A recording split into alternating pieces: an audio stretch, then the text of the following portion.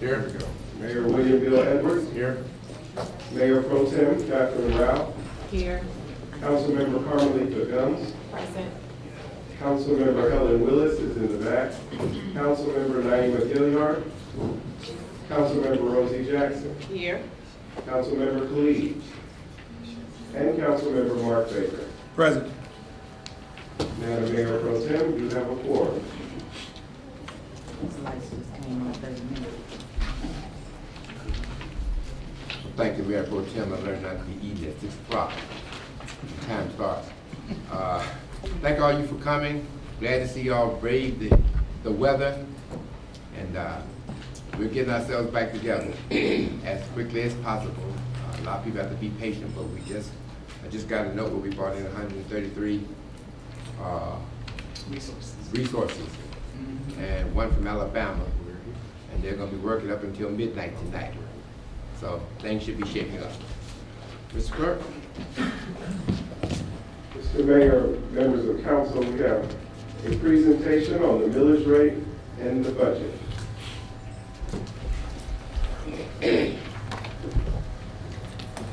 Good evening, Honorable Mayor and Council.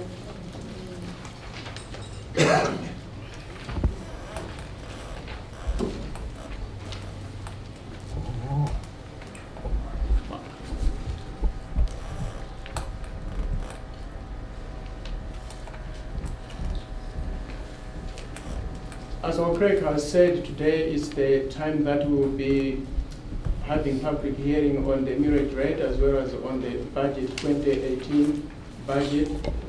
And most of some of these things are the requirements that we are required by statutes to go through while we are holding these public hearings.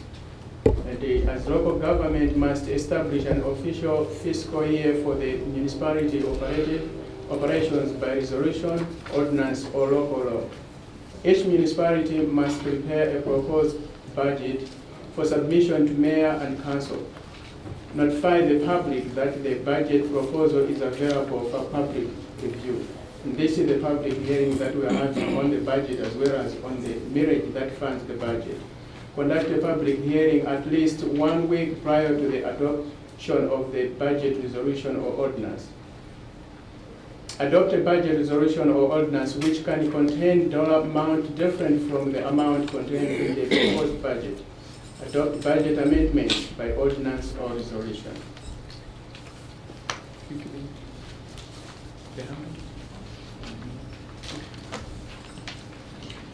Millage rate. The State of South Fulton advertised millage rate of 7.719 mils, while Fulton County informed us that they would be advertising 4.43 mils for a total of 12.149 mils.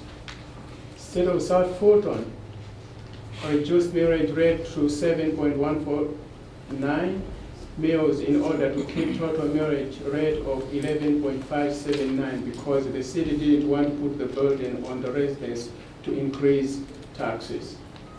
Rollback rate. Previous year's millage rate plus a minus the millage equivalent of the total net assets value, added or deducted by assessments of existing real property.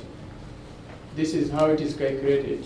2016 millage rate was 0.11579, and millage rate equivalent of reassessed value added 0.00051. Rollback millage rate for 2017 is 0.012089. As you see, the rollback is much higher than the 11.579. If that rollback was lower than the millage rate that the state is proposing, then we would talk about a tax increase. So all this one you see, we wanted to show you where we were and where we are trying to go with the change of millage rate. So this one I'm talking about is all what we had prior to last meeting. The 2018 millage rate is 12.149, which is higher than the 2017 millage rate of 11.579. The 2018 millage rate for the city is 7.719. The difference of 4.43 mils will be levied by Fulton County to pay for accumulated employees' unpaid leave.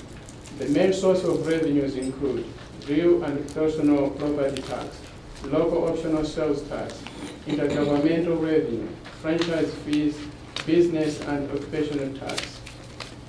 This is what we get from the digest. Gross digest total amount is 3,118,775,256. Exemptions for the city of South Fulton, 928,566,901. Then if you reduce that, you remove that one, we get the net digest, which is 2,190,208,355.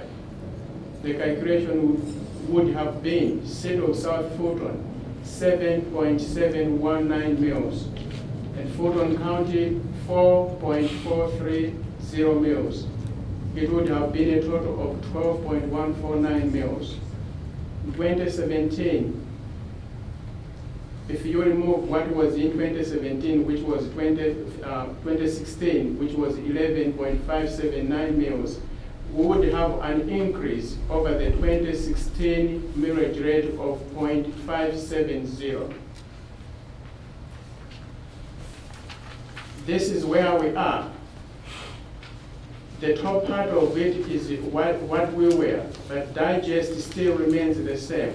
I want us to pay attention on the calculations. City of South Fulton is 7.149 from 7.719. Fulton County remains the same, 4.43 mils, with a total of 11.579, just the same as the 2016. As you see, 2017, 11.579 mils, increase over 2016-17, 0 mil. This is what we were. Want to show you what we were, then you see what we are proposing or what we are to be. Real 1,925,185,260. Personal is 1,134,210,892. Motor vehicles is 59,199,320. Mobile homes, 5,600. Timber 100% is 18,000. Heavy duty equipment, 156,184. Gross digest will be the same, 3,118,775,256. Exemptions will still be the same, 928,566,901. Net digest will get the same, 2,190,208,355. Adjusted net digest still will be the same, 2,190,208,355. Gross millage rate, 7.19. Less millage rate rollback, 0. Net millage rate still remain the same, 7.719. That would have made us to collect taxes or to get revenue of 16,906,218.29 This is where we are. I'll start from the gross, where we have adjusted. From adjusted net digest is still the same, 2,190,208,355. And gross millage rate, now it has moved from 7.719 to 7.149. Less millage rate rollback, still 0. Net millage rate is 7.149. That one will enable us now to get revenue that is less than what we would have collected if we had used the 7.719. Now our revenue are moving from 16 million to 15,657,799 cents. With that, we have a shortfall of 1 million that you see it in red, 1,248,418.76 cents. The city of South Fulton has tentatively adopted millage rate, which we will pay a levy of 7.149 mils for 2017. All concerned citizens are invited to 2 remaining public hearings to be held in the South Fulton Service Center auditorium located at 5600, which is here. The second public hearing will be next week, Tuesday, the 19th of September at 10 a.m. The third public hearing will be the same place, same day, the 19th of September 2017 at 6 p.m.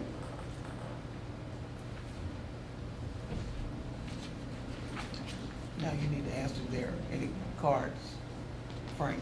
That brings the end of the public hearing on millage rates. If there are any cards from the public, this is the time. Let me say that if you didn't get a card or want to come up and speak on the millage rate, feel free to do so. We'll record your name and address. So if there's anybody that would like to come. And it's not preclude you from having public comment during the regular meeting.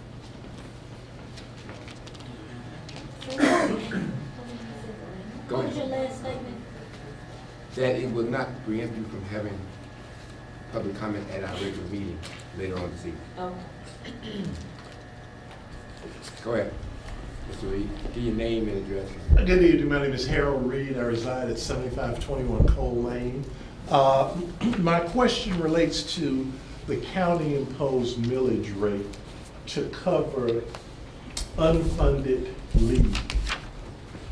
Is that normal and commensurate for us to pay for unfunded leave that was accumulated prior to our becoming a city? Comment. And again, I don't know if I'm out of order asking this, but somehow it seems if it was on the county's watch, Good they're question. responsible versus what we're responsible for under our watch. And it,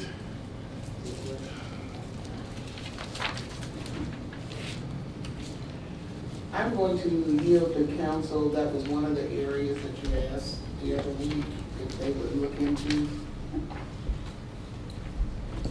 We are continuing to look into that and to not to divulge anything dealing with, that could be discussed in executive session. But there are, I will say, I know it's touched on in the IGA, and there are provisions in the intergovernmental agreement for us to bring that to Fulton County's attention. Mr. Reed, though, the mayor and council has agreed at our last meeting that there are certain things that we may have to litigate. That's why she can't say too much. But we agree with you in what you're saying. Any further? Y'all kind of quiet with about your money. Come on up, James. Good afternoon. James Reed, 4040 West Stubbs Road. My question is, the amount that Fulton County is going to collect is based on this unencumbered absence piece. Am I correct in saying that? Yes. So we're splitting our millage rate in two parts, for 2018. In 2019, we're going to bring it all back together. Am I correct in saying that? But that Fulton County piece may be under litigation. Gotcha. All right. I hope so. Thank you, James.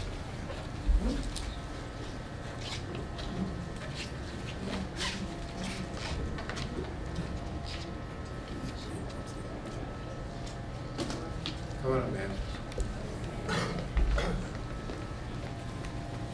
Hello, how you all doing this afternoon? My name is Teresa Hutchins. I reside at 7535 Springbox Drive, Fairburn, Georgia. And I'm just a little bit, maybe not understanding correctly.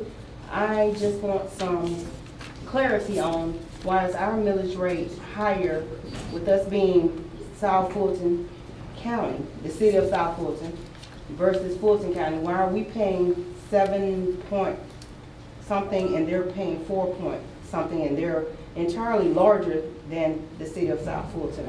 I just want some clarity to that question.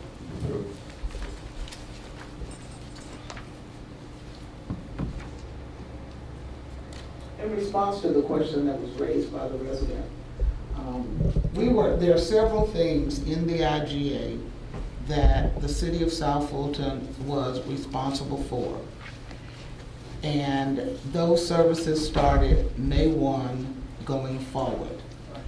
The county provided services for January, February, March, and April.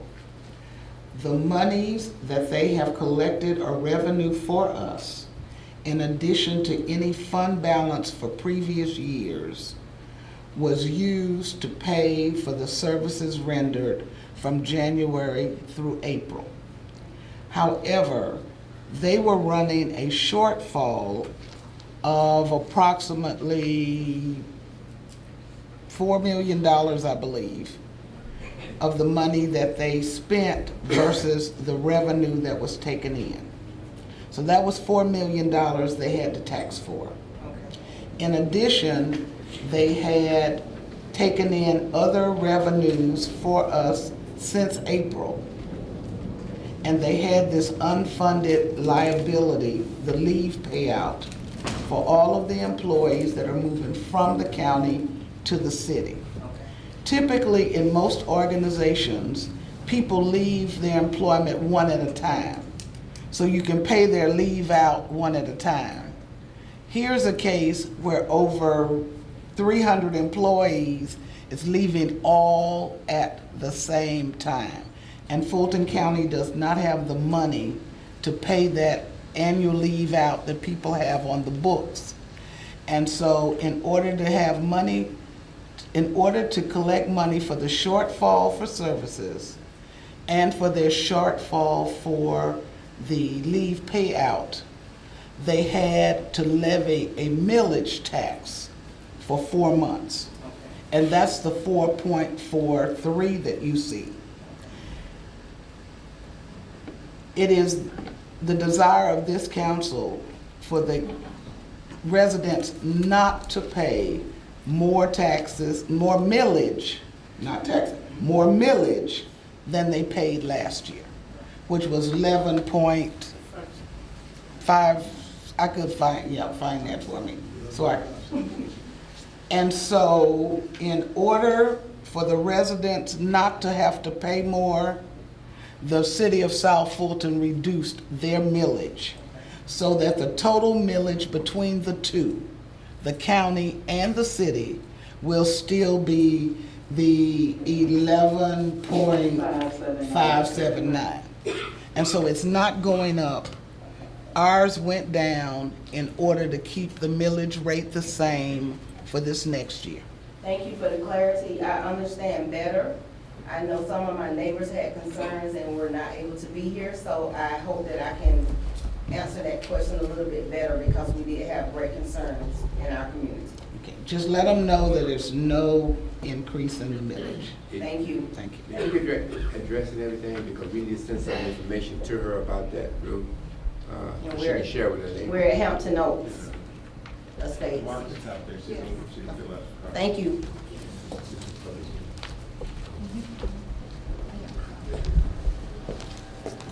Point of clarification, because I'm a little bit lost in listening to the explanation that our city managers just gave us so eloquently.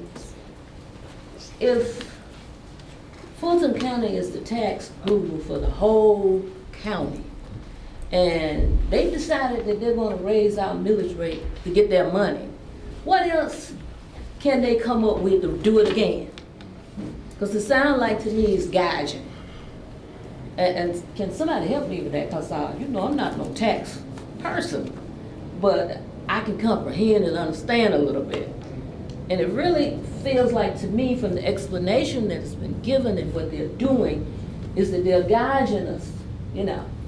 So what's to say, this might be a legal question, what's to say that they won't do it again? Is there anything in place to make sure that we're not confronted with this again? Yeah, we'll be finished with it. That's the answer. That's the answer, we'll be finished with it. We'll be You know, we finished. go through this little stuff and get all this transition done. After that, we're finished with it. Yeah, but we got other things that we're gonna be dealing We'll with. be finished with it. Okay, I'm gonna hold you to that. Hold me to it. Yeah. All right. Oh, I feel like. Mr. Joe? Good evening, council and mayor. I was one of the folks that sat through the prep meeting, budget prep meeting, that long budget prep meeting. It seemed unorganized, thrown together.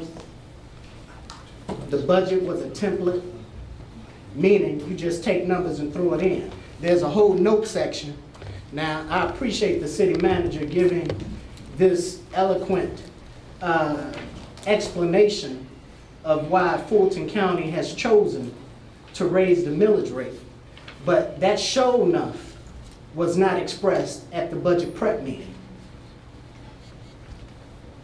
Now, I have been quiet because I ran for office. I have been one of the biggest cheerleaders of this council and the mayor. I am very disappointed at how that budget prep meeting took place. The department heads were unprepared. Basic operating questions that were asked could not be answered. That's unacceptable. You know, we like to say, we the 6th largest city in the state. Well, we're acting like we're the smallest.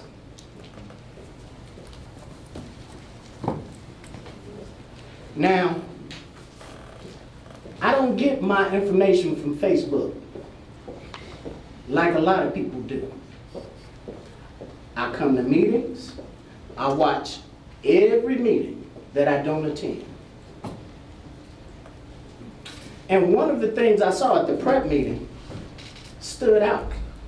Now, the council is the only body that can approve the budget, meaning you're taking responsibility for it. So how is it at a budget prep meeting that questions are being asked and you don't have the documentation in front of you? That's not planning properly. I ran Fulton County DFAX. The operating budget for Fulton County DFAX is way larger than the city. $250 million, that's just operating. I know how to prepare for budget meetings. The department heads that I talked to in the back, they told me that they weren't required to get there till 4 o'clock. When there's a budget prep meeting for an organization this size, you're supposed to have walkthroughs with your directors. You're supposed to give them a list of everything that they are supposed to bring to that meeting. And that means all operating costs, all budgeted positions, all positions that are allocated and not filled. So I came out of this meeting with great concerns about whether or not we can meet the deadline effectively and efficiently for transition without just throwing something together.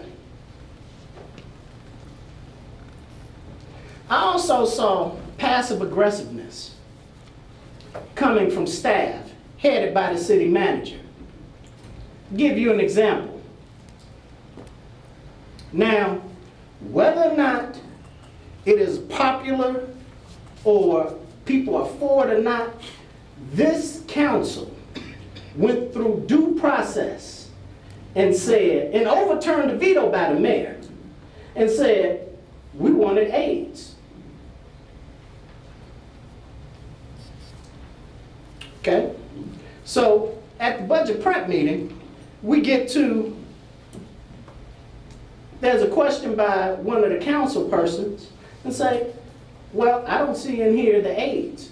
And the city manager says, I told you we can't afford it.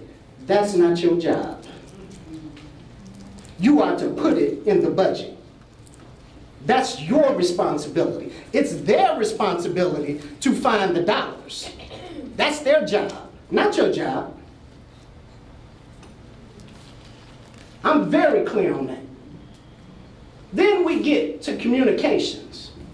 Well, this is a department that the city manager's office like, because there was a budgeted position, I believe it was communications, and the council said, well, listen, why is this in here being budgeted for 6 months? City manager says, well, because we're gonna try to find money for it. Down the way, we'll see if we have some more money. Well, if you're gonna use that, you can shake your head if you want to. I sat through that meeting. That's exactly what was said. Now, if it was misspoken, it shouldn't have been said. But that's what was said. And that is, if you're gonna use that approach with something over here, then why aren't you using that approach with the aides? And the reason that that is not happening, I came away from the meeting feeling like that there is absolute passive aggressiveness going on with the city manager's office, and it needs to be stopped. Absolutely needs to be stopped. We cannot move forward with this type of behavior at all. It is the staff's responsibility, headed by the city manager's office, to be cooperative, to provide the council with whatever they need to make educated votes. Period. Not to have it on the screen for them to have to turn it back and look at, for them to have in front of them so they can discern on it. Now I'm asking you, Mr. Mayor, my dear friend, to tighten up on this.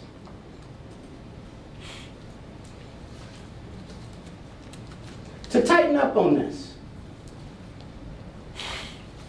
Lastly, I'm convinced from that meeting that we do not have the right leadership in the city manager's office. We need to proceed quickly with a national search, as the council has recommended, for a city manager position. Lastly, all of these positions that we have coming in, making almost $100,000, stop. Whose bright idea was that?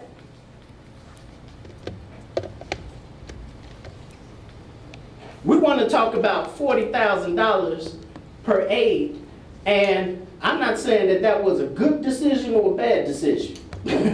What I will say is, it should be questioned on it. But when there is question about positions that do not have benefits, the one thing that goes up in your budget more than anything is what? It's benefits. It's not salary. I'm not new to this. Maybe we need some training at the city manager's office, or maybe we need a new person.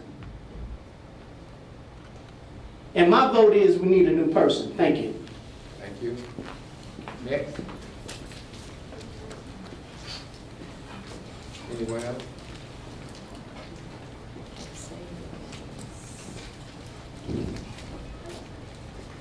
Good afternoon, Mayor and the City Council. I'm here to talk Give about us your name and address. Diane Johnson, 5790 Bonnier Drive, College Park, 30349. I'm here to talk about the high-paid salary that you brought in, Mayor, and some of the jobs was not bid out for people, and also to talk about the city councilman need an assistant and why they can't have that. If you brought in all these high-paying people, then why they can't have what they need to help them? Can you answer that question for me? Just comments. Okay, thank you.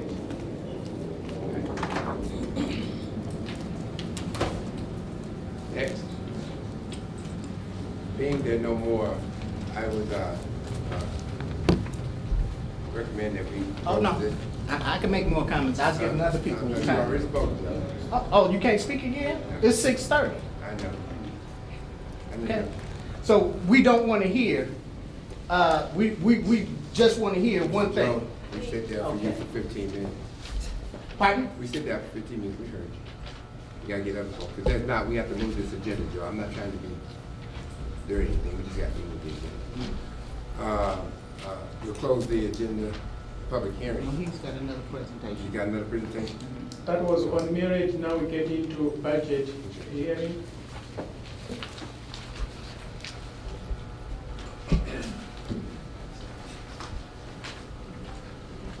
Our proposed budget, tentative budget for general fund totals 65,080,927, which is 9,841,442 more than the full-year budget of 2016 for the Fulton, which is 18% of the 2016 budget. The proposed budget seeks to meet the needs of our citizens in a manageable and cost-effective manner. The budget includes all services currently provided to the City of South Fulton through the Intergovernmental Agreement, which is IGA, and additional administrative services function. This is a summary of our revenues. And this is a repetition of what we publicized last time. The only difference here we have is the personal property tax that we have talked about. Last time it was 16 million. Now it's 15,657,800. That's the only difference. That brings us to our total budget from 66 million to 65 million and 80,926.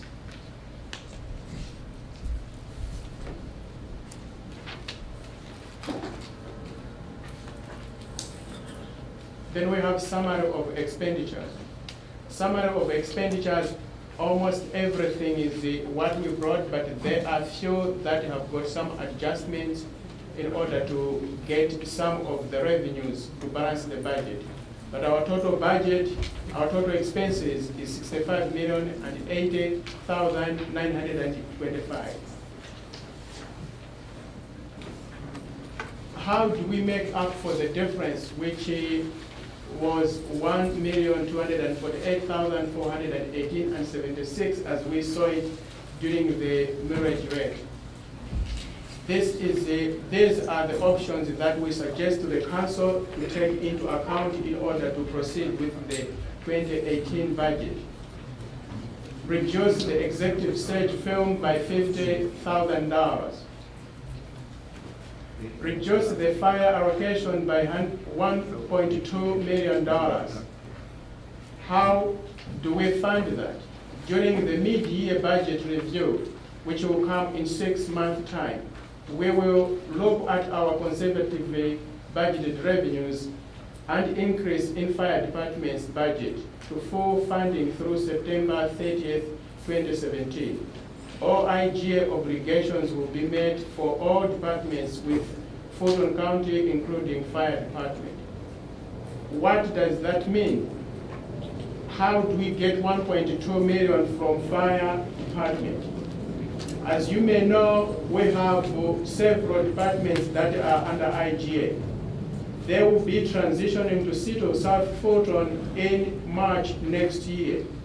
So between now and March, what we have budgeted in them, it's only the IGA portion of it that is going to be used. The rest of that money will not be used until they come here in March next year. So the total budget, tentative budget for fire department is $15,589,285. The money that we will be paying to Fulton County under IGA is 1.6 a month. For 6 months, it will come to $10,052,592. This is the amount of money that we are required between now and March to give to Fulton County for all the services the fire department is providing to the city of South Fulton. Above the IGA, there is this amount of $5,536,693 that will not be used until they transition to the city of South Fulton in March.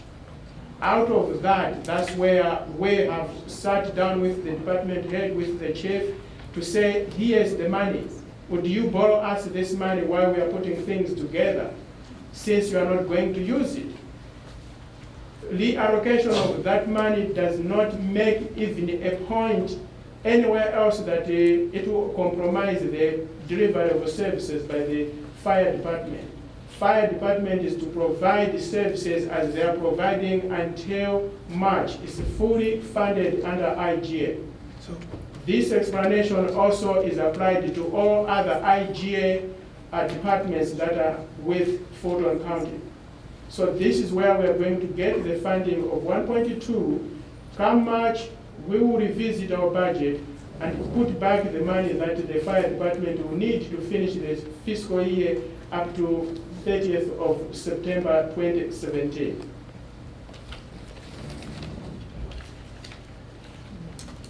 That's the end of the September 30th, 2018. 2018, yes ma'am. I'm going back. Thank you. Okay. I will allow comments on this portion of the budget. Mr. Joe, you can come back and talk about this portion. Mr. Mayor and members of the council, if you would just to help us so we keep track of the speakers, if we would ask them, before you come up to the microphone, if you, Margaret, where are you? She's standing down there with a speaker card. If you would just get a card, fill that card out for me, hand it back to Margaret, we'll call your name, and you'll get 2 minutes to speak. And even if you spoke on the first hearing about the millage rate, we want you to fill out another speaker card to speak now about the budget that was just presented by the Chief Financial Officer. So just get one of these cards if you'd like to speak, fill it out with your name and your address, and if you happen to know what district you live in, and then we'll call you so that we can keep an accurate account of your comments and then time you appropriately, if you don't mind. I would also like to say that you can keep your comments germane to the budget. This does not preclude you from having public comment at our regular meeting later on this evening. But if you would keep your comments germane to the budget, we'd appreciate it. Anybody? Yes, but I gotta fill out my card.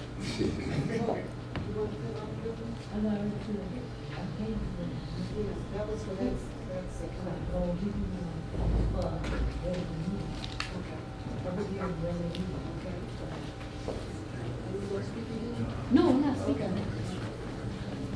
Y'all just make sure y'all get safe to that money back. That's all.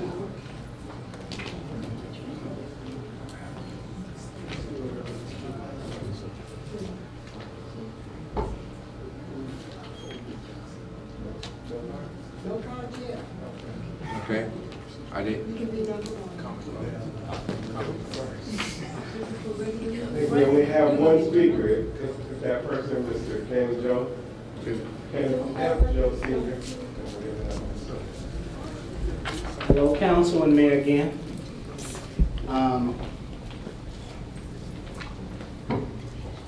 Based upon the information that was just presented,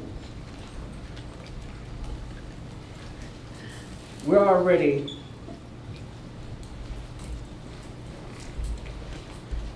are grappling with a budget that has no room for mistakes. We need fire and police. We have no choice. When we don't think about reversing plans that we have made, that means that we're headed towards destruction. We need to think about whether or not we should be bringing over all of Fulton County's employees, period. We need to rethink that. Quickly, fast, and in a hurry. We need to look at whether or not it is cost productive to contract out some of that work. I asked the council and the mayor to take this seriously. We do not have obligations to employ every employee that is employed by Fulton County.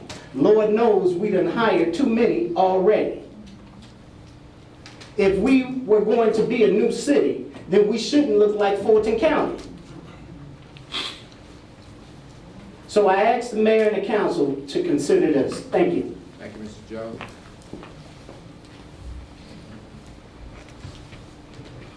Next speaker is Ms. Diane Johnson, and then Ms. Glenda Collins.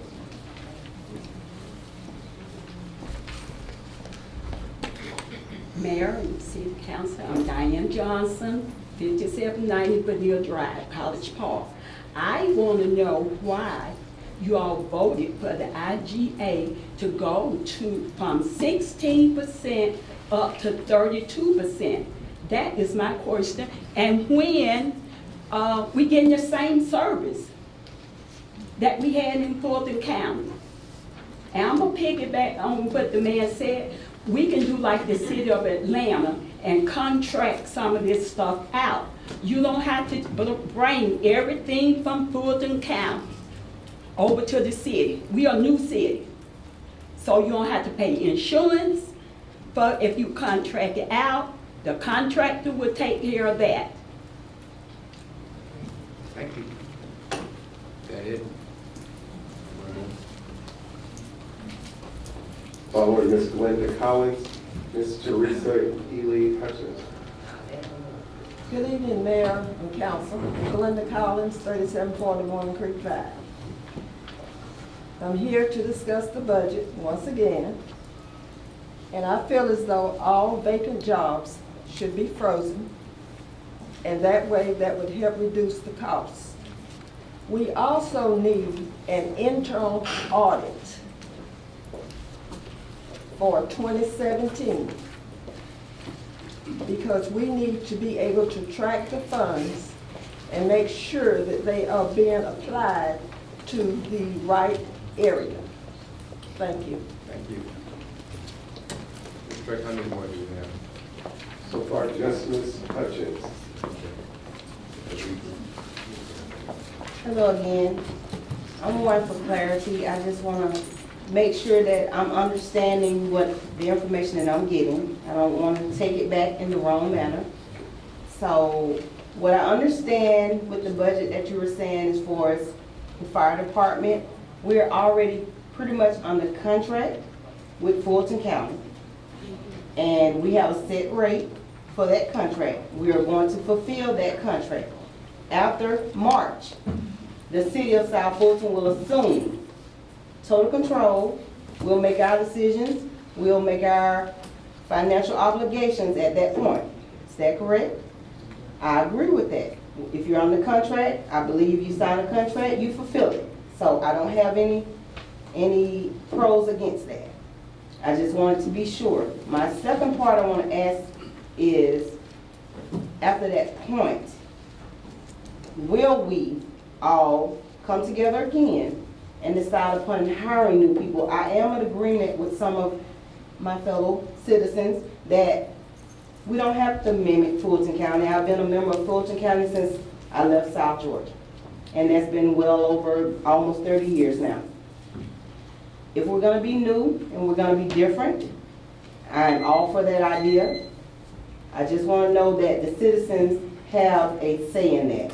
We shouldn't have to accept because the fire department in District 4 is now in our district of City of South Fulton. We have to take all of their staff members.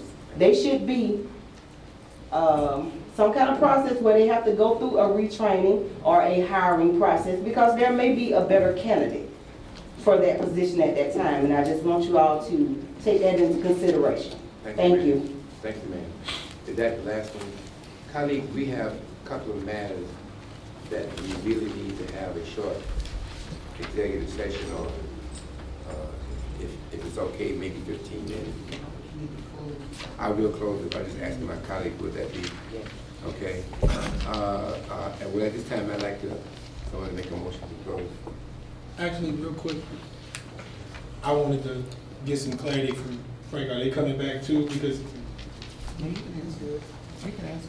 okay, just for clarity, when you had up the fire department's budget, you had approximately $5,536,693. Those funds are in the fire department's budget for this budget year upcoming starting in October. And we're bringing them over in March. That money that we have above the IGA until March, has it an obligation at this point? It's committed, it's allocated, but we will not use that money until they come here in March. And that one applies to every department that is under IGA. So, police. Police, correct. What is police budgeted for in the IGA?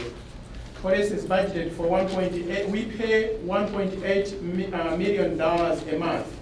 And for the next 6 months, we will be paying between October and March, we'll be paying $11,206,200 out of the budgeted $16 million.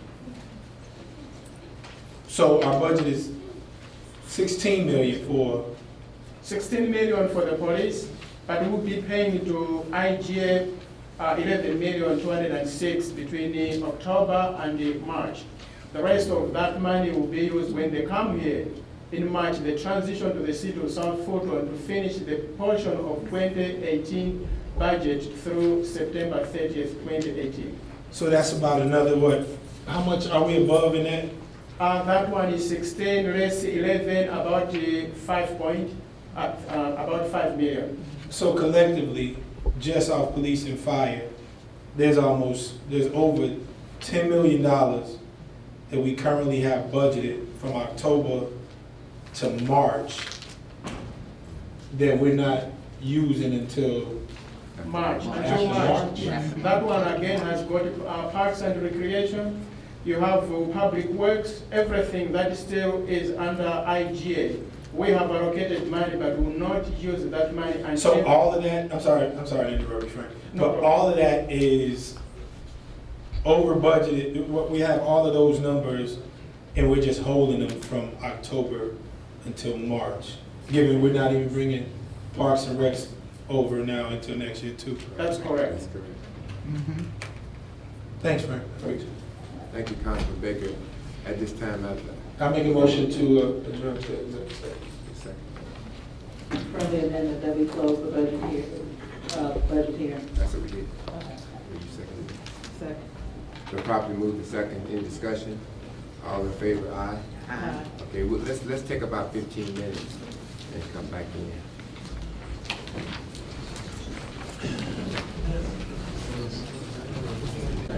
Clerk, want to call the meeting to order? I guess I need to close out the executive session. I guess I need to close out the executive session. We're going to have this. I'll entertain a motion to close the executive session. I move that we close the executive session. Second. Probably moved to second. Any discussion? All those in favor, aye. Aye. Those who oppose, that passes unanimously. Ms. Clerk. And for the record as well, Mr. Mayor, for the record, we should say that there was no action taken during the executive session. I was wanting you to do that. Yes, sir. Continuing with today's regular meeting agenda, it's been rescheduled from Tuesday, September 12th to 7 o'clock p.m. on Wednesday, September 13th. Mayor William Bill Edwards. Here. Mayor Pro Tem Catherine Rao. Present. Councilmember Carmelita Dunn. Present. Councilmember Helen Z. Willis. Present. Councilmember Naima Gilliard. Present. Councilmember Rosie Jackson. Present. Councilmember Khalid. Present. And Councilmember Mark Baker. Present. All present. Mr. Mayor. Got Chaplain here? You might have missed him on that.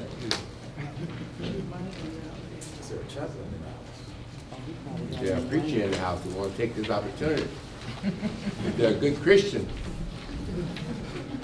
in the house, who want to take this opportunity. Here come one right now. Amen. I thought she was.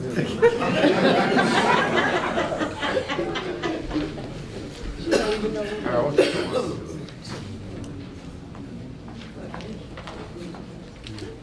So just do a moment of silence, talk about it. got one Christian in this house. Talk about it. Moment of silence, talk about it.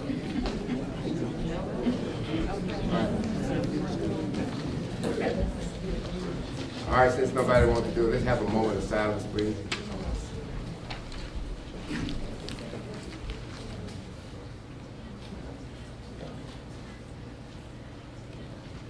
Thank you.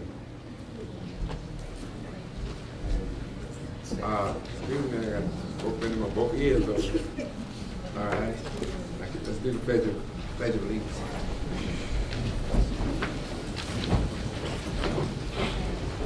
Pledge allegiance to the flag Of the United States of America and to the republic for which it stands, one nation, under God, indivisible, with liberty and justice for all. Mr. Burke? Mr. Mayor, members of council, the first item for consideration by the body is the approval of the consent agenda. On the consent agenda, you have the meeting minutes from Tuesday, August 22nd and Tuesday, August 30th, along with spreading upon the minutes two proclamations that were sponsored by the mayor, one recognizing Women's Equality Appreciation Day and Zion Hill Baptist Church Appreciation Day. I'll entertain a motion.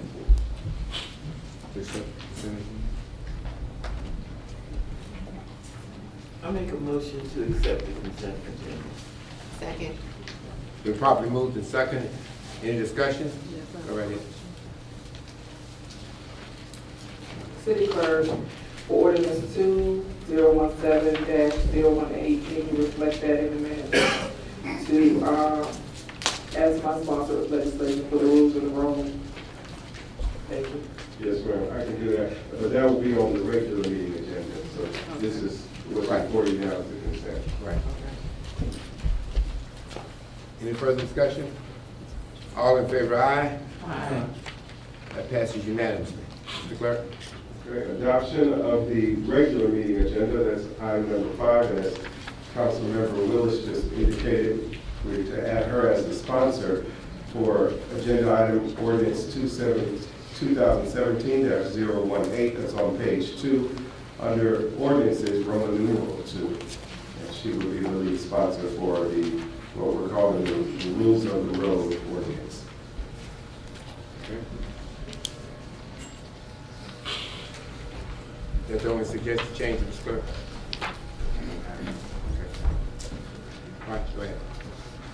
You need a motion to adopt today's regular meeting agenda as amended. I'll entertain that motion. I move to adopt the regular agenda with the amended title for the ordinance 2017-018, sponsored by Councilwoman Willis. Second. Properly moved and seconded. Any discussion? Hearing none, all in favor? Aye. That passes unanimously. Mr. Clerk, go ahead. The next item, we have two proclamations beginning on page 2. The first item is sponsored by Councilmember Gilliard, a proclamation recognizing Miller City Farm Appreciation Day.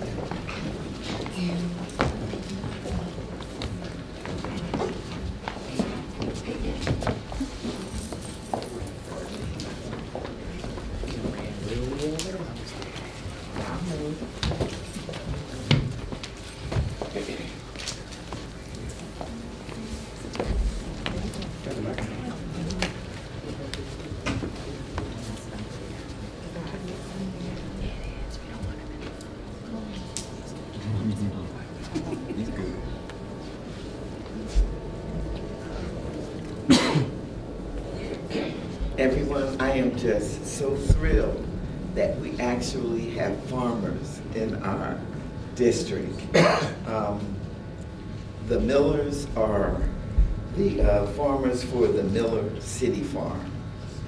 We are giving this proclamation to them so that they can do greater and better things. It is so exciting because we have an agricultural section in our district, and most of the land, undeveloped land, is in our district.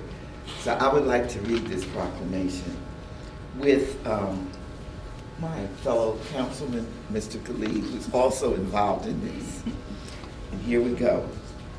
Whereas Miller City Farms is a 4+ acre micro farm located in South Fulton, Georgia, offering locally and sustainable grown heirloom and non-genetically modified organisms produce, which is hand harvested during each harvest season, spanning 9 months from March through November.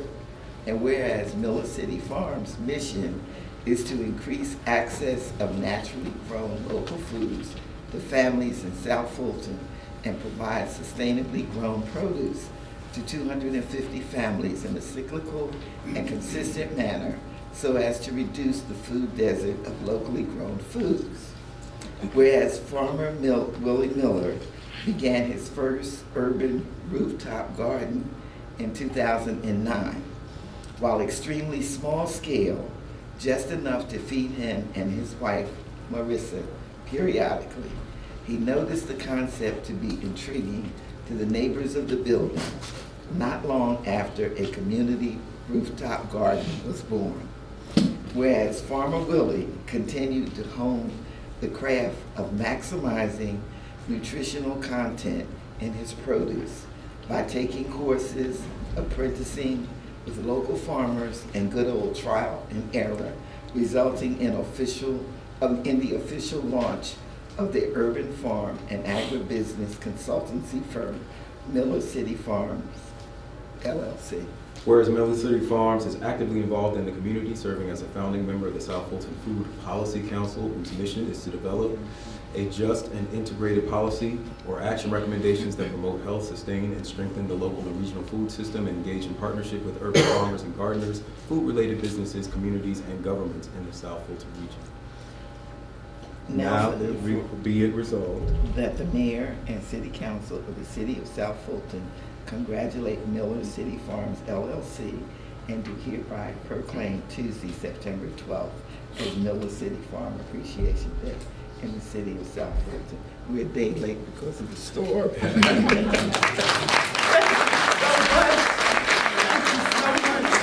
And please just say a few words and let everyone know a little bit about yourself. Get the baby. I'm going to pass the mic first. Yes, it's all you. I asked him if I could say something about his wine. If you have not had this man's muscadine wine, I hope you get some. This is an honor, and it's a long time coming, as I said in the proclamation. 2009 is when we started this. And my mission, I'm originally from Mississippi, so I'm a country boy at heart. So when I started this, it was simply to feed my family and to create some type of food sovereignty for ourselves. But then I started noticing that people around me started benefiting from it, and it just basically grew from there. The mission of Miller City Farm, in terms of moving to South Fulton, was to be in a position where we can feed 250 families. An average family is 3 people, so you're talking about over 700 people. That's a big deal, you guys, because right now in South Fulton, other than a Publix or maybe a Kroger, we don't have locally grown food, heirloom food, organic food that we have readily access to without having to go into the city. And so some of you, over the past couple of weeks, you may have seen some things on Nextdoor for Miller City Farm. We've had a huge response from that. We have things called CSA where we work for families, and it's been amazing the amount of people that we've been able to help and the response to that. So thank you so much, Ms. Gilliard, for being so supportive. From the time we moved in, she came over and visited the farm, and she was like, God, you guys are farmers. She was like, but you don't look like a farmer. And I was like, no, you know, I don't look like a farmer. I don't ride where farmers ride, but I am a farmer. So it's been a lot of fun. And the reason that I'm here today is because of my wife. My background is actually IT. She allowed me to do this full time, and I'm very thankful of that because, you know, there was a dip in the income for a while, and, you know, she didn't kick me out because I wanted to grow some radishes, so that was a good thing. So I want to turn it over and let her cover the good stuff. First, thank you so much to all of the elected officials for the City of South Fulton. We consider it an honor to be citizens here. We actually moved here intentionally, so we resided in Cobb County, and we're trying to decide where we're going to go and what county and what city is going to allow for us to grow a successful and productive business. So we certainly celebrate entrepreneurship. Willie's talked to you a little bit about our mission. But it was in the city of, well, actually at that time it was not a city yet. We moved here in July before the big election. So we had a lot of introductions to all the newness going on. We weren't aware that this was even something that was on the cusp for this area, but it just so happened to be perfect timing for us. But in Fulton County, they actually allowed for us to bring not only our heirloom produce business here from the agribusiness perspective, but they also welcomed our winery concept with very little restrictions from a county perspective, a statewide perspective. When we looked at the regulations, it was really between here and another county up north. And when we came and visited and we got a chance to bump into some of the regular old citizens and Publix and talk to people who live here, it was really the heartbeat of doing something new and important here that really put the nail in the coffin for our decision. So we are honored to be here. We really are farmers. We really do pickle stuff. My house has dirt in it all the time. My little one is here with us tonight. His favorite thing to do is go outside and play in the dirt. So even though we can, you know, polish up okay, we really are farmers. We're very happy to be here. Just look forward to some really great enterprise and collaborations coming out of District 4. There are a lot of agribusiness residents in that area that are very excited that you all are so supportive of what we're doing. And we want to be able to contribute financially as well as socially to the new city. So thank you so much for this honor. We hope we do you proud with the things to come from Miller City Farms, and all of you who have not come out to visit, we welcome you. You know, we're right off the road. You can't help but miss us if you're driving down Bethlehem Road. Come check us out. And if you have any questions at all, feel free to reach out to us because we are here to be a service to our neighbors and our friends. Thank you. Thank you.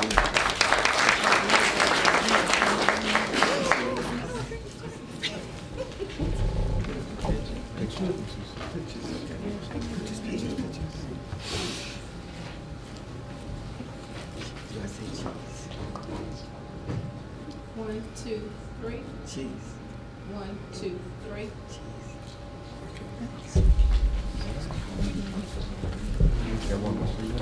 One more?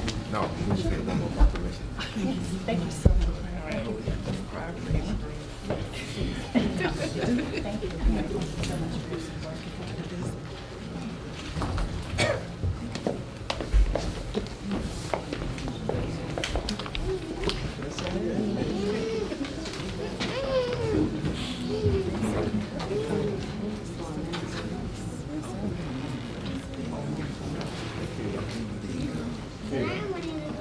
proclamation is sponsored by Councilmember Jackson, a proclamation recognizing Old National Merchants Association and their 5K run walk for Community Unity Day.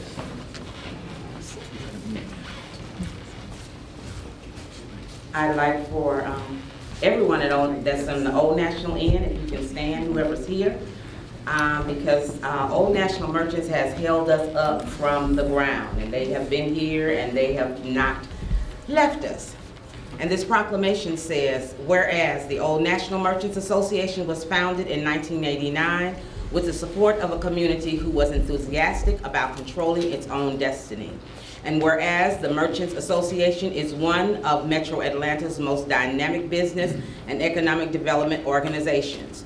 Whereas the Merchants Association has earned the sustained support of area businesses and residents, major corporations, civic organizations, and governments. Whereas the Merchants Association is organizing an early autumn 5K run walk to showcase the Old National community's diversity, vitality, and shared commitment to the revitalization of the Old National Corridor. Whereas the 5K run walk will be held on Saturday, September 23rd, an initiative designed to promote the health and safety of the entire community. And whereas, in the biblical sense, the Old National Merchants Association has been standing in the gap for nearly 20 years by helping to maintain businesses along the corridor. Whereas, amidst many highs and lows, the Merchants Association stood strong, remained vigilant, and carried the heavy load in the best interest of the businesses and our residents near and far. And now, therefore be it resolved that the mayor and the city council of the city of South Fulton recognize Saturday, September 23rd, 2017 as Old National Merchants Association Day, and do hereby proclaim Saturday, September 23rd, 2017 as Old National Merchants Association Appreciation Day in the city of South Fulton, Georgia. Wow. And we feel very honored, and on behalf of the Old National Merchants Association and our president, Dion Christopher, as well as our vice president, Kevin Smith, who are not able to be with us today, myself and Ms. Sweat, Paulette will introduce herself. I've been a board member, I know, for at least 10 years, and I've been in the community 29 years. I've seen a lot of good things and a lot of things that we need to work on, and we want to continue to work with our community for it to thrive and be economically sound as well as customer friendly. So we do try to work with merchants along the corridor to build that bridge with the community as well as the Old National Merchants Association. I've also, and I can't help but say this, a graduate of the university, Citizens University that Mayor Bill Edwards started some years ago, as well as I was laughing with a friend today. I went through the fire training for, was it a week or some Saturdays, and I said, do you think we could be first responders now? I'd have to start all over again. But always being very active in the community, because if you're part of the community, you've got to be a part of helping to make things work. So we feel very honored by the council for giving us this honor. Hello, my name is Paulette Twett, and I've been on Old National with a business over 30 years. I watch the good, I watch the bad, I watch the ugly. And I was so happy when I was coming in here today, a young lady sitting right in the front saying, you still look the same, you made my prom dress. I do have a business wherein it is a bridal, custom design, alterations, and if you've ever traveled Old National, you have passed me.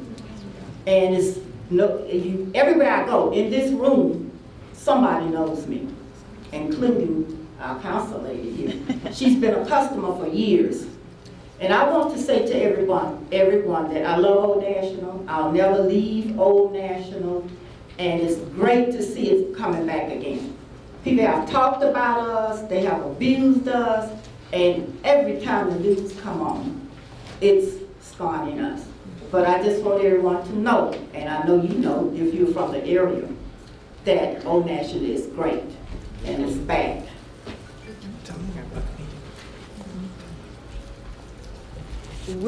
We meet the last Thursday of the month at 8:00 a.m. so that people that have businesses can go and get their business started. And I forgot, I don't have the address. It's on Old National, the suite of buildings. Heritage Square, okay. And also, as they said, we're having our 5K race on September 23rd. So all of you walkers, runners, even if you don't do any of that, you can come and help register vendors or what have you. You can donate because we're giving scholarships to Banneker High School, Tri-Cities High School. It's in the community. Everything we are doing is in the community around Old National Highway. Please participate or donate. Thank you. I just want to add my thanks to All National Emergency Association. I was the second president in history to be a part of All National. I also want to let you know that I really appreciate the honor you were going to give me on that Saturday by being the Grand Marshal. But I had a death in my family, and I won't be able to make it. I have to report out of there. But thank you so much for the honor. I really wish that day. I know it's going to be a great event. Thank you. You can donate it Thank you. Thank you. And especially our council person, Rosie Jackson. Thank you. Can you all tighten up?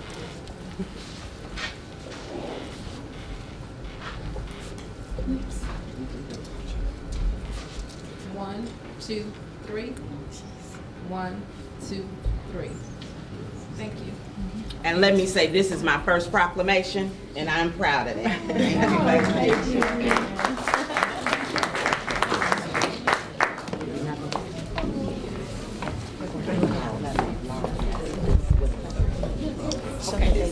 Thank you, Mary. It's an envelope somewhere.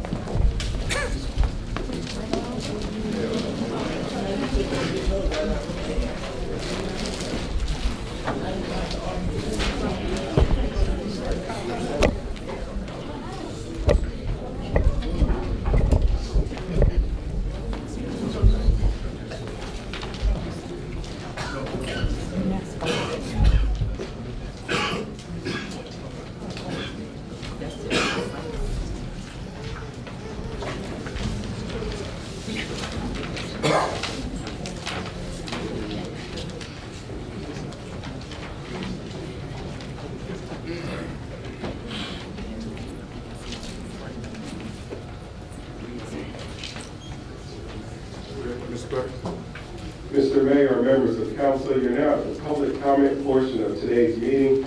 On page 2, item number 7A, speakers will be granted up to 2 minutes each, and public comment will not exceed 30 minutes. Mr. Mayor, members of council, we have received 16 speaker cards.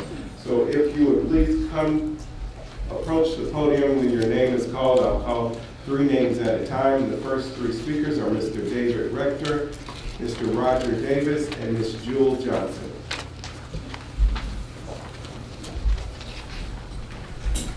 For the benefit of the council, it is helpful to them if you would state your name, your address, and the district that you happen to live in, if you happen to know.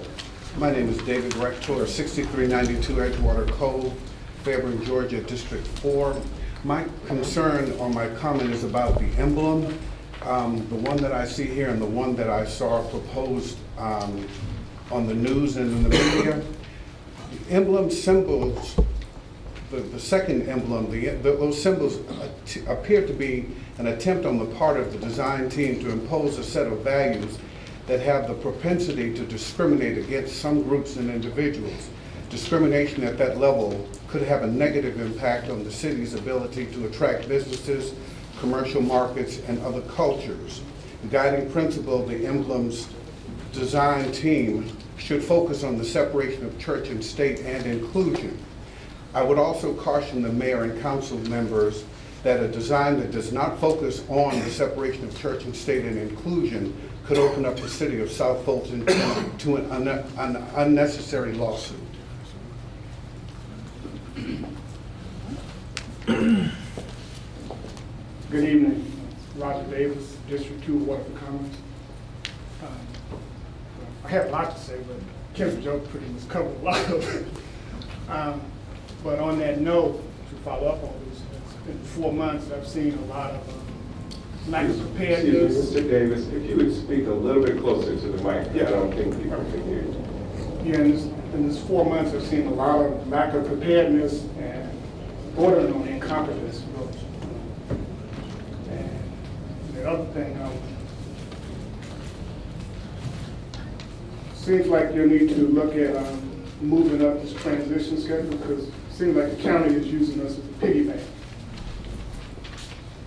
And the third thing is there any contingency planning for storms and disaster preparedness in the future? Because people are still out of power in certain areas. Thank you.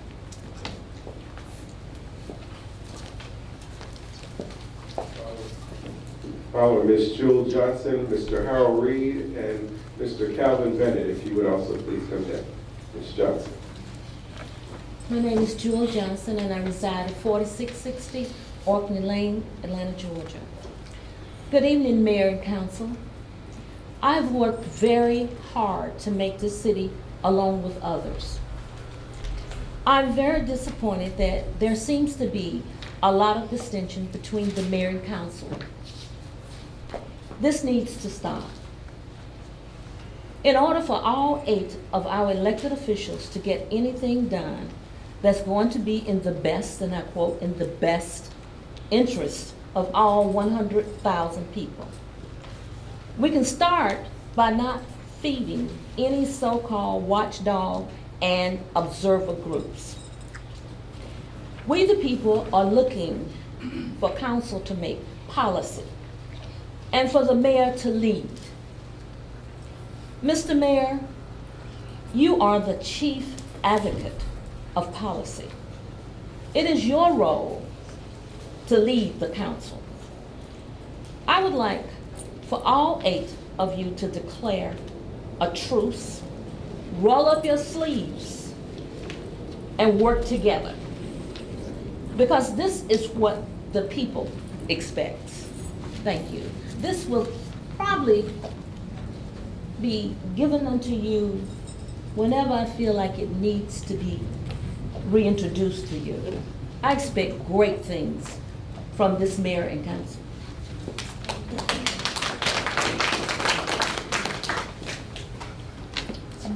Good evening, Harold Reed, 7521 Cole Lane. I'm a 17-year resident of South Fulton, and I've been involved through volunteering in this community for pretty much that entire time. I've been with the Cliftondale Community Club for 16 years, South Fulton Parkway Alliance, South Fulton United, South Fulton Now, and the People's Campaign. Those last 3 organizations were directly involved in the campaign to create the city of South Fulton. Throughout it all, I held strongly to the view that we were working for something that would benefit all of us, the citizens of South Fulton, because we were coming together to work together to achieve something that would be greater than the sum of our parts, because we would all be working for all of us. Tip O'Neill, longtime Speaker of the House of Representatives in Washington, D.C., once said, all politics is local. That is exactly what I and many of my fellow citizens wish that you would do. Make City of South Fulton politics local and to the benefit of all of our citizens. You were elected to stand up our local government, and there is no reason to reinvent the wheel. 4 other local governments have preceded you in standing up a government with much less drama. And more to the point, none of them had our history of over 10 years of being a de facto city, paying our own bills.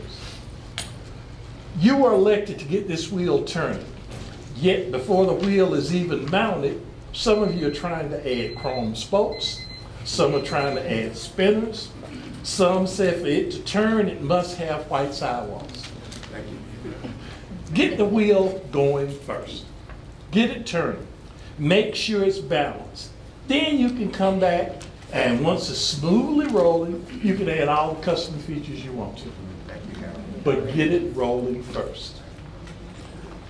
Has anyone started to review code enforcement regulations? Thank you, Harold. I'm sorry.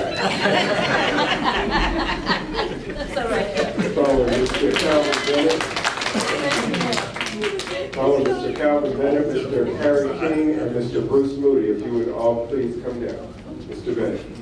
Good evening. My name is Calvin Bennett, Buffington Park in District 5. And I come in the same spirit as Ms. Johnson, pretty much. I know Khalid, or Councilman Khalid, Councilman Mark Davidson.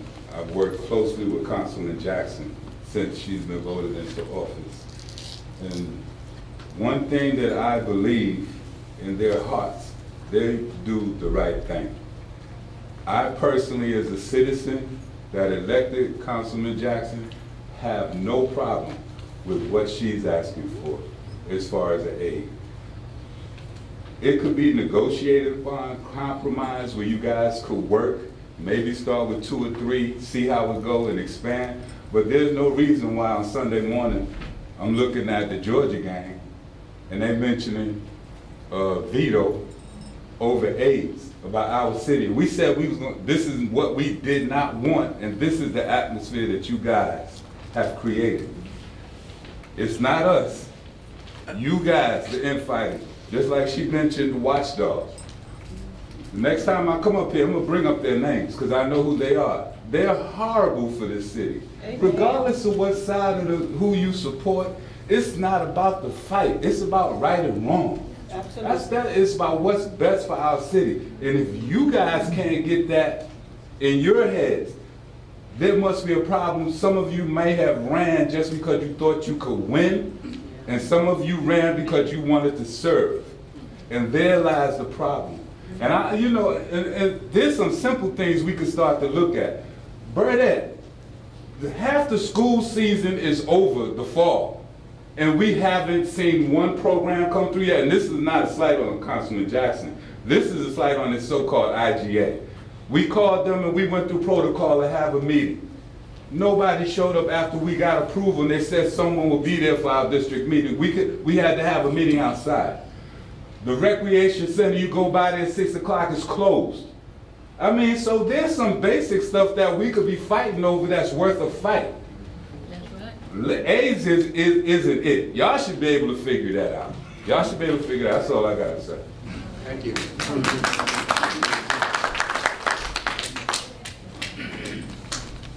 Good evening. My name is Bruce Moody, and I reside at 4620 Jones Road. I guess I'm going to piggyback a little bit on the last 2 speakers because I'm looking at some of the same things. And something that we always find out, it's not important what any individual on this board does.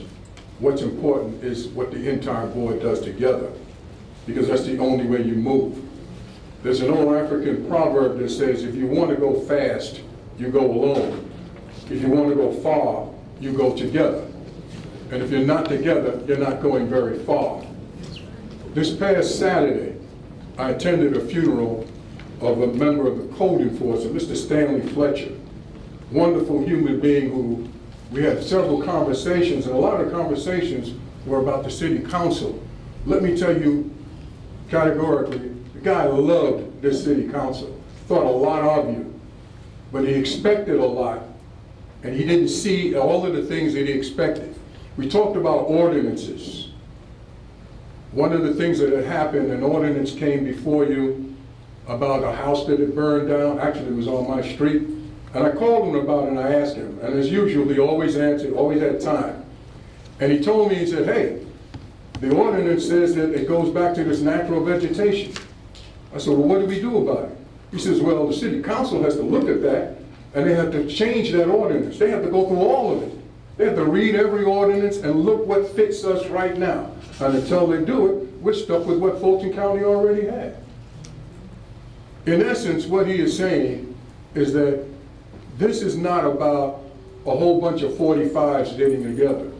And you know who 45 is. It's about this council working together. And everybody there keeping their eyes on the prize. And the prize is our city. And until that happens, we're not going anywhere. I would like for each one of you to develop the ability to call each other out. That's right, call them out. When something is wrong, call your other city council person out. But after you call them out, be able to call them up and say, we're still on the same team and we're still working together. Because all of these people out here, when they voted, they listened very carefully to what you said. And they expect for you to do everything that you have said, which is all about the city. Remember this, if there's no enemy on the inside, the enemy on the outside can do you no harm. So let's stick together. Thank you, Drew. Mr. Harry King in the room. After Mr. King, if he's here, Ms. Davida Chapman and Ms. Sandra Rogers. Harry King, 4035 Lindy Lane, City of South Fulton, 30349. District 3. Mayor and the rest of the city council. The reason I'm here is not to have profound information. It's just to offer a congratulations and offer a thank you for representing me and my community as the city of South Fulton. I know you're working hard. I know you got a lot to do. Nobody anticipated the hard work that you were going to have to do. Mayor, you and I have said in Fulton County, and I've heard county commission meetings and sat there, and you guys are nothing compared to what goes on down there. So I think you are making tremendous progress, and we appreciate it. 100 days, and you got still 3 more years plus to go. So keep up the good work, all right? I respect everybody here. Mayor, I got a suggestion for you. We need a retreat. You guys need a retreat. Callaway Gardens, everybody go down, come by y'all, and pull together of what it is that way in the direction we're going in. I'm not here to criticize. I'm here to be constructive and to support each and every council person, including especially my own, Councilman Willis. All right? Let's keep the ball moving. Thank you, Henry. Number 2, I got my own little thing, but it won't cost us a lot of money. What I'm talking about, once we get this balanced budget, and I hope that's part of the process. I understand it can't happen up front because we're only 8 months into the process. Neighborhood watch is my thing, okay? We're going to have the police officers in place. I've talked to already Captain Tukes, and she runs the Fulton County program. And I read Nextdoor and I read Facebook, and one of the things that my community has is neighborhood watch. I'm not saying we're immune, but I'm saying everybody's concerned about crime. And one last thing, I'm a community advocate, not an activist. And there's 2 different definitions. So please keep moving forward and doing the great job that you're doing. And thank you very much. Thank you, Henry.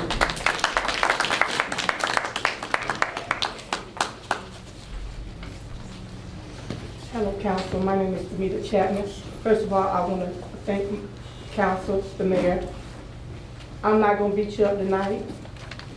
I've talked to just about every one of you up there, but 2, I'm here to encourage you because we work too hard to be on the news as a joke. And I'm going to say this. I met someone in Charleston, South Carolina a couple weeks ago. And she didn't look like me. She was from Washington, D.C. And she was saying how she was watching the city of South Fulton. And we got to talking, and she was born in the Ben Hill area. And so I want you guys to know that people is watching us. I need you guys to put all your BS aside and represent us as a city. It's all right to disagree, but you ain't got to go out in the house, out in public to fight. Whatever you do behind them closed doors, stay behind closed doors. And last, anything that's in executive session, y'all need to get some rules. Because anything go behind them closed doors shouldn't be out in the public. Period. Everybody need to put their agenda aside and represent City of South Fulton.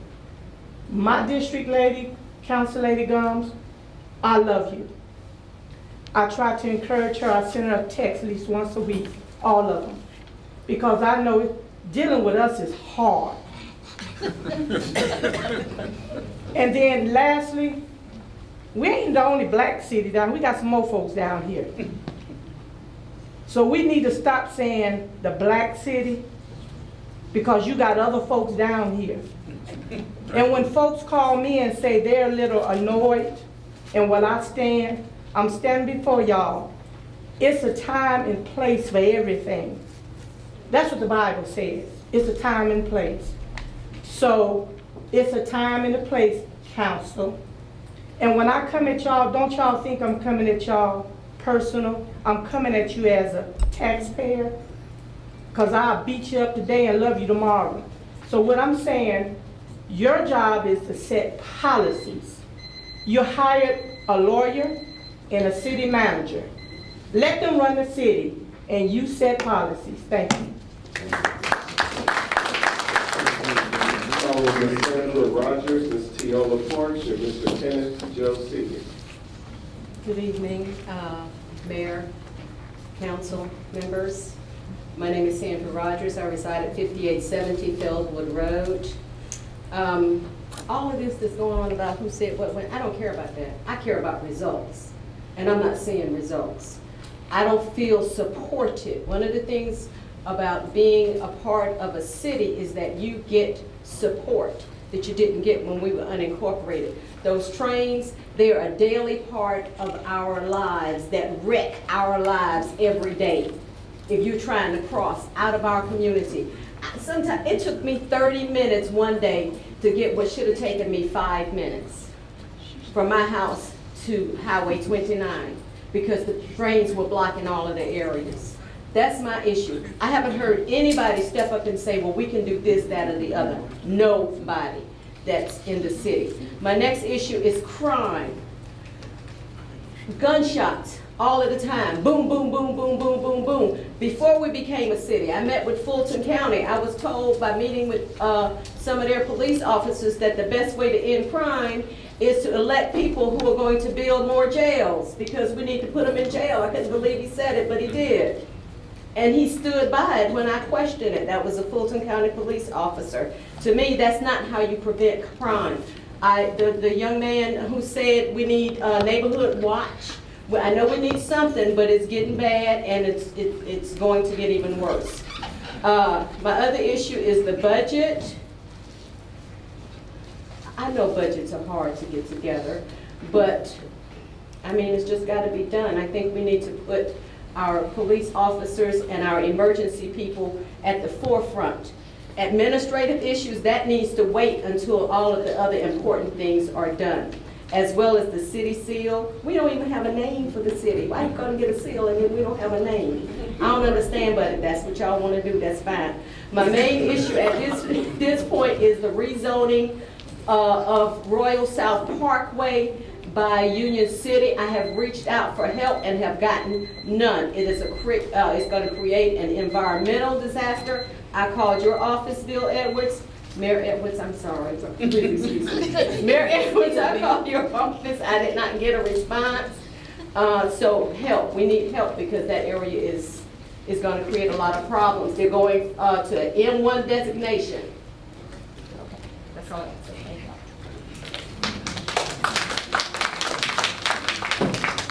you. Good afternoon, Mayor and Council. My concern this evening is I heard about salaries being cut. I worked for Fulton County for 27 years. I worked in the tag office, got promoted to accountant. When I left, I was accounting supervisor. And the thing that, when I first went there, the tax commissioner was Billy Roberts. We had one office dedicated just to delinquent taxes. And when I say delinquent, you had one customer with a drawer because they didn't require certain people to pay their taxes. So as the years went on, you had different tax commissioners come in. So when Dr. Ferdinand came in, he retired from IBM. He came in and he looked at it and he said, this is not right.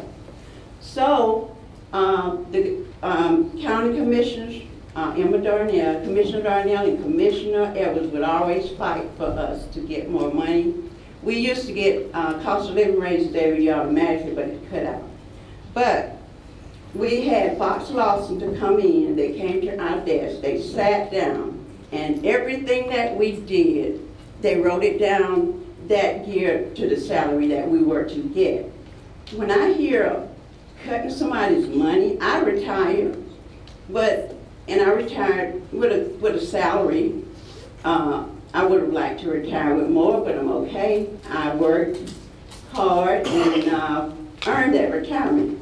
But please remember, you have the people I supervised with young women with, they were single. They had to be off sometimes, and sometimes when you're off and you use up all your time, you have to borrow time from other people. My child was grown, I was able to relinquish some of my vacation for them so they wouldn't have to go off payroll.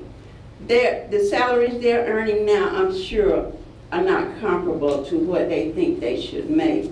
So when we say willy-nilly, cutting somebody's money, I'm not sure if you're talking about the higher up or the people that are on the lower pole, but give it some thought. Thank you. Thank you. Following Mr. Kenneth Jones, Mr. James Reese Jr., and Ms. Kimberly Hayes. Good evening, Council and Mayor. Walden Park Subdivision, District 2. And I like my neighbor, Demeter. I am so proud of our Councilwoman, Ms. Gumbs. I couldn't be prouder. I'm glad I should have got elected, but I'm sure Demeter said she should have. But if I didn't, I'm very proud of her, doing a good job. Couple of things. We need to send out a communication to every household in the city of South Fulton. It's been too long. Should have happened in the first 3 months. And it needs to come from the mayor's office. You need to communicate to all your residents. Facebook ain't it. There should be a mailing out ASAP. ASAP. Just like we shouldn't want to get our information, from these peanut galleries that's on Facebook and these other places, we also shouldn't leave our residents to get information from them. So we need to send something out. We have seniors, some of them probably just finding out that we're a city. We have to communicate better. Second, as my neighbors have already said, negativity. I'm not sure, and I can only give advice to you. You're grown, you're elected, you can do what you want to do. But I don't know how anyone sitting in your seats think that going on TV, airing our dirty laundry is not going to have consequences. You are elected officials. Politicians, Whether or not you like that term or not, learn how to politic with each other. Talk to each other. Not the news media. It don't go over well. You want to complain about these Facebook groups and then you go and do it and you tell everybody. Grow up. Thank you, Mr. Chairman. No, I'm sorry, one other thing, I'm sorry. Just, can I just? Okay, thank you. Time's up, sir. He said I. Oh, we did. Thank you.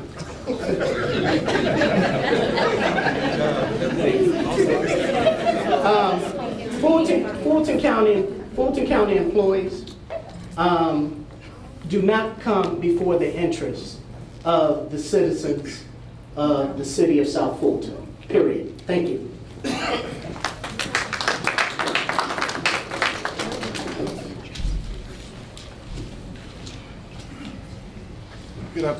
Good evening, Mayor, Council. My name is James Reese, 4040 West Dubs Road, District 4. And I will tell you, I've supported each of you before you even ran. With my website, South Fulton Living, I took my resources and time to give you publicity for your election. And I will tell you, I'm disappointed right now. I'm upset. I want you to understand, these people out here voted for you. I voted for each of you, those I could. And I need you to understand this city is more important than anything you have. Right now, we are your priority. The lady sitting right here is trying to do a job, let her do a job. These gentlemen sitting right here, when people tell you we don't need Fulton County employees, they're crazy. And I'll stand here and tell every one of you, if you think you don't need Fulton County employees, the fire, the police, you're losing your mind. Who are you gonna get to do what they're doing? You have to train people if you're trying to get rid of these folks. They're running away because they don't want to be a part of problems. That's right. If we're going to create problems for them, why would they want to be a part of us? I want every one of them. And if I can get more of them, I'd love to have them. But we have to understand, young men and women, you folk, you're important. We elected you to do a job. We need you to take care of our city. Please, I beg you, please, let her do a job. Let him do his job. Let him do his job. Let the finance director do his job. I just got one thing to say about the budget. You're a little conservative on those numbers, young man. You're very conservative on those numbers. I think there's some carryover that's going to take place from 2017 to 2018. There's some carryover that's not showing up right there. I've been doing budgets for 20 some odd years, I'll tell you that, and I've done Fulton County budget, so I understand what I'm talking about. But I need for you young people, our elected officials, to work together. I've seen your information about Amazon. I need you to understand, Amazon is looking for a place to come. South Fulton would be a great place for Amazon to have a second headquarters. Fulton Industrial, everything, we've got the land, we've got everything they're looking for. We need to be working on that instead of our infighting and stuff. Please work for us. Please, I beg. Thank you.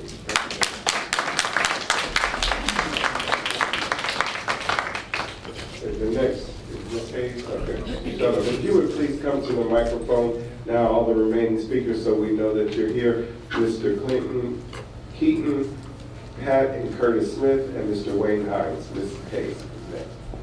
Good evening, Mayor, Council. Kimberly Hayes, Highland Lake Subdivision, District 3. And I would like to congratulate all of you. But I'm not going to even take all my 2 minutes. I just want to say, and to bring it home, yes, we are disgusted about what we saw on the news. And I'm more disgusted about how it got there. But I would like to just encourage you, you've all heard everything. I'm not even going to talk about working together and everything because we know how that is, and especially when we're building something new. But I'm just going to encourage you to take the high road. Like the First Lady said, my First Lady. Take the high road, and I appreciate your response, Councilwoman Gilliard. I feel like you took the high road. When I don't know if I could have done that. So that's all I have to say, because you've already heard, and I just want you to hear that in numbers, we're disappointed, but also happy, because it's you're doing work, and with that comes some negative. We understand that, but I don't like how it got there, and I hope that we will watch those type of things. Like I said, don't bring it out in the public. What we do in our neighborhood is in our neighborhood, but we don't want to be we don't want to be a laughing stock, and that's very important because that affects businesses. Thank you, which is the whole financial part of everything. Thank you.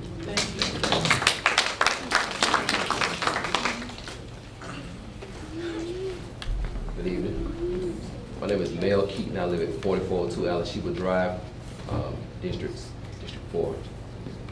What I want to discuss is, I don't think when you do discuss the budget, the first thing, don't try to cut out police and fire. We need them. We talk to them every day. I know a lot of them personally, and not just because I know they do a great job, and they know the city. So you need to consider that. On the second part, yeah, we got to get the ball rolling. Like, we voted for y'all, and we had a stalemate, and we need y'all to get along. We voted for y'all. If you're going to sit in the seats, and we voted for you, and you just bickering back and forth, you're not making any movement, there's no need for you to vote for you again. I mean, you got to go. I mean, this how you're not going to be here if you're just sitting there doing nothing. So just everybody got to compromise or let something go. We got to move forward. If it does not work, you got a great leader, you got Bill. He's been here before, and all of you are great leaders because we voted for y'all. If something doesn't work, I'm pretty sure he's the kind of person that's gonna say, hey y'all, you know what, that didn't work. What can we do to fix this now? We tried it one time, it didn't work. And we gotta get the ball rolling. We gotta move forward. We're not moving forward right now, and this is not gonna work. So you need to really consider that if you plan on running again, or if you just ran because you can win, or whatever you're doing it for, you need to consider that what you're gonna do. So that's all I gotta say. Thank you. Mayor, Council, thank you. I'm Pat Smith, Black Loma Trail, and what I'd like to see happen, I'm afraid at this point, I'm afraid of infrastructure. I'm afraid that, and I'd like to see us work toward moving forward, as has been said here. I'd like us to take a look at the gridlock that happens on the main streets that we travel. Cascade Road, Campbellton Road, Danforth now, a zillion of these. We have no contingency plans for emergency exit. Even when we put in trees, beautiful as they are right smack in the dab of the sidewalk, so that if you had to make another exit lane, you couldn't because you're blocked by a nice decorative light. So I'd like us to take a look at an exit strategy, at a safety evacuation plan, and a contingency plan. Thank you.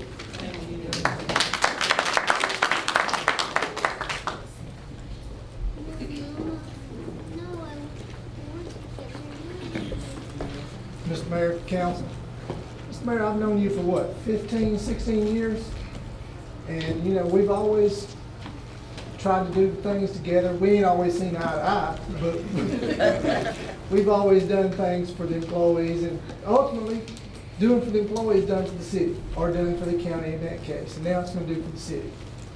And I do appreciate everything you've done to stand up for the employees over the course of your career, and I appreciate y'all looking at that and keeping us here. But now, let's not balance the budget on the backs of the employees. All the employees, not just public safety. Let's stay there for everybody. We've got citizens to serve, all of us. So we need to do for the citizens, and we need to hire the best people we can. We need to take the Fulton County employees, move them over. If they don't want to be here, they don't want to work out, they'll go on down the road. But the ones that want to be here, they're going to do their job, and they're going to do it well. We always have, we always will. Chief Hugh has a big budget for us. We need fire trucks, we need a lot of stuff. And ultimately, to protect these people here and the ones outside that door, keep them safe and do what the fire department, police department, and the city does. Y'all have a good night. Thank you, Randy. No further speakers. Okay. We're going to thank everybody for your comments. I think we've all taken it to heart. And I think that a lot of things that you said was right. And we're going to go forward to make it right. So thank you all for your comments. Mr. Clerk. The next item under business, number 8, ordinances for second reading. We actually have a total of 7 ordinances for second reading, which means that council can vote to take action on these items. Our first item is an ordinance to create Title VII of the City of South Fulton Code of Ordinances regarding municipal courts to establish municipal courts of the city and for other related purposes.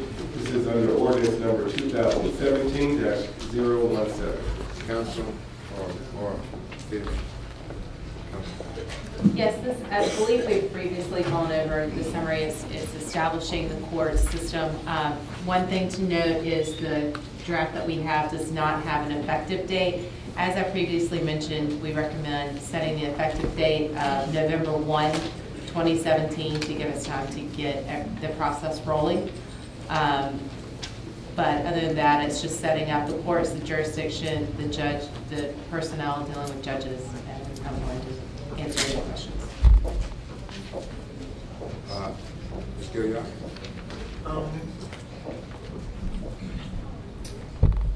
Under section 71003, number A, it says, under the clerk of the court, it says the city manager shall have the authority to hire or fire a municipal court clerk. At the first reading, and it's in the minutes, it was changed. It was changed per the minutes. It says that, and we had a unanimous decision too, to give it to the municipal court judge. So that needs to change.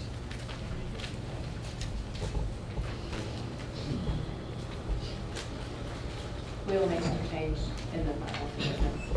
Any more comments or changes? Councilwoman Williams? Just for clarification, we did that, yes, and I agree with that. We did that because we want to have more courts to run separately, totally. Okay, I just want to understand. Thank you. Any other discussion? All right, Mayor Pro Tem? To amend section 5, effective date to November 1st, 2017 is recommended by council.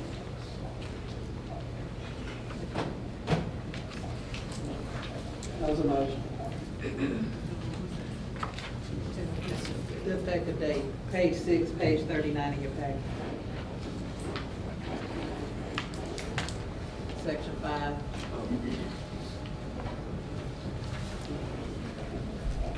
We have two changes. We're gonna make them all at one time in one motion. Well, I believe the one, that was just a correct. Clarification, okay. That was, so That's this will good. be the only motion on Well, changing. I'll entertain your motion, Mayor Pro Tem.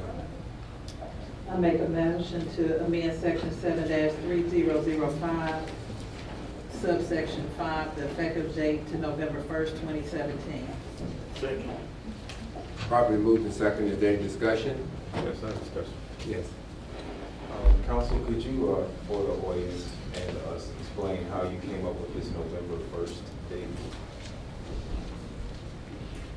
It is just based on where we are right now with regards to the IGA or getting Fulton County set up with the IGA with the courts, just kind of transitioning over to the city.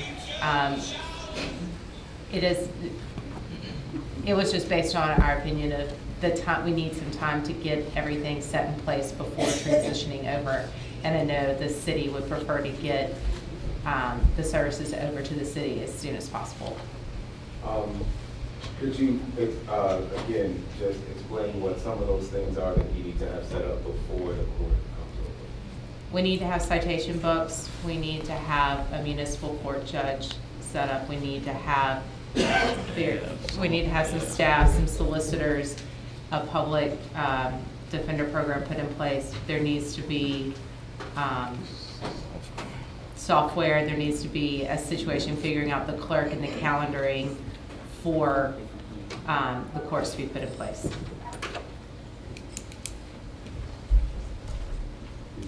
Yes. Also, Councilman Lee, it's a cost factor. Right now, we're paying judges $89 an hour to hear our cases. And so we need to bring all that over so we can save some money. I do have one follow-up. That also includes our municipal code.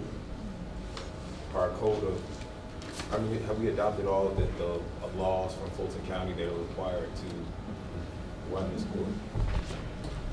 I believe it was mentioned earlier, but Fulton County ordinances are still in place unless the city until the city adopts its ordinances. So the municipal court can still be run with using Fulton County ordinances. Have we done a review of all of those ordinances? I do not believe we have. We have not been directed to do Thank the you. full review. Okay, I'll entertain, if it's your privilege, I'll entertain a motion. If not, we will go to the third reading. I make a motion to adopt ordinance 2017-18 to establish the municipal courts for the city of South. Properly moved and seconded. Any discussion? Discussion. Yes. Given that we don't have currently a municipal court judge, and they're gonna be setting up this whole system, our deadline being November 1st, what would be the deadline for a hire date of that person in order to meet that deadline of November 1st? Your approximation. That would be up to the city council. I will say, as I mentioned, there is an IGA for courts for Fulton County. So when our courts do get up and running, those municipal judges will step in and will serve as municipal court judges on behalf of the city of South Fulton until the judge has been named and set up. With that being said, I think we should hold it for a third read until we definitely get a municipal court judge in place, and then just approve this and move forward with his or her discretion with the November 1st deadline. I'm just hesitant to make that vote right now, knowing we don't currently have somebody. Okay, any other discussion? Hearing none. We got two motions, we got two motions that are currently on the floor, right? Would you give me the first one? All right, your first motion made by Mayor Pro Tem Rao, seconded by Councilmember Gilliard, was to amend the effective date as recommended by the city attorney to November 1st. Okay. Properly moved to second. All those in favor say aye. Aye. Let me get everybody to say 1, 2, 3, 4. Okay, I'll look at 4, 3. That passes. Okay, and the nays, could you make sure I know who those are? You have that right, Councilman. The vote's been voted. She's on it. You have 4. Yeah, 4. 4, 3. What was the I next saw motion? Baker and Khalid as nays. Yeah, I'm a name. Just two. And Gilliard. Okay, got it. Yes, you did. Go. All right, your second motion was made by Mayor Pro Tem Rao, seconded by Councilmember Willis, and that's to establish the municipal courts approving ordinance 2017-017. The properly moved and seconded. Discussion? I have discussion. Yes, sir. The vote has been made, but I think those of us that were hesitant or thinking that we need to push the date out, I want to explain a little bit about that in terms of another question to our council.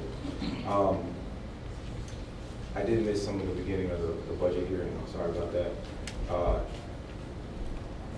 But I don't think that it has ever been made clear to our public and our audience that I know that there's a lot of anxiety about us getting the wheels moving, I think is what, as one gentleman said, and bringing departments over. Our city manager and our county manager made negotiations, and as a result of those negotiations, we are not allowed to bring police or fire over until 2018. We're not allowed to. We can't change our mind and say that we want to. There would be legal ramifications for that. And so my question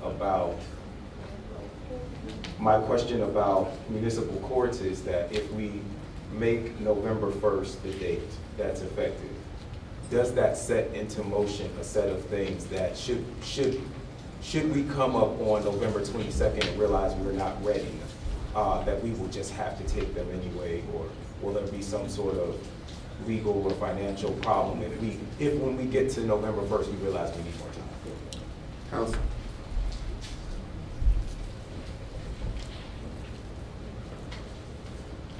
I don't envision that being an issue, especially considering we've been working with Fulton County, and even though we're moving the court, even though we are we're not moving courts over, I guess I should clarify, we are establishing the city courts. And with an IGA with Fulton County, if we do not have everything set up like the city, like we would hope for the city to have, by November 1, we have an agreement in place with Fulton County to provide those services until we have everything ready for the city to fully operate on its own. Thank you. Any further discussion? All in favor, say aye. Oh, I just want to say something. No, we gotta vote first. You want to say Okay, aye? I'm going to say aye. All I'll right. tell you why. Unanimous. The reason why is because I really didn't realize that hiring the chief judge so quickly was something that was crucial. Fulton County is the backup. And I wasn't thinking about that. I was thinking about, wow, we need time. How are we going to hire and get the court up and get it running and all of that? And that was why on the first time around, I did not work like I really should have. Okay. I just did just that. All I'm right. clear now. Real Go clear. on board now. Okay. Go on board. All right. Mr. Clerk? The next ordinance is for second reading, an ordinance to create Title 8 of the City of South Fulton Code of Ordinances regarding traffic and vehicles to establish general rules of the road for the City of South Fulton. This is sponsored by Councilmember Willis under ordinance number 2017-018. Councilmember Willis. Yes, this ordinance will allow us, when tickets are written, it will, with the rules of the roads being established, it will allow the tickets to be legal. Also, according to once the rules of the roads are established, we're able to go back and look at toughening and strengthening our commercial, illegal commercial truck vehicle ordinances, and also I have in process for us to create a ATV ordinance. Without the rules of the roads, we won't be able to do any of those ordinances to look at strengthening any of those issues that are currently plaguing our community. Council, do you want to add? This too does not have an effective date. If you look towards the end, again, given that it's in conjunction, it will play a big role in the courts with the establishment. So we suggest an effective date of November 1 for this ordinance, these sets of ordinances as well. It will also allow, and just to clarify, I know there's some other amendments or I guess supplements to the rules of the road that are currently being drafted, and it would allow some of those amendments to come online and things and have them set and ready to go before the municipal courts are online for the city. Mayor Pro Tem? Okay, for section 8-1007, subsection C, I want to make sure we indicate that there is a city authorized record service. I would want to make sure if we pass this, that we direct our procurement director to go ahead and procure for authorized record service on behalf of the city. Councilwoman Gomes? Is there any way that we can include any language about abandoned cars and if they are towed at the owner's expense? Or do we need to, I guess maybe I can ask council, would that be a separate, I guess, ordinance to your rules or you can make them? Council Judge Sanders? I did understand. Abandoned cars are going to be in a separate section under code enforcement and not necessarily dealing with rules of the road. Okay, if they're abandoned on the road? Abandoned on the road, I believe that should be covered by the code enforcement as well. Okay, so not the personal, not on property, but I'm saying cars that have been abandoned on the road, whether it's rules of the road.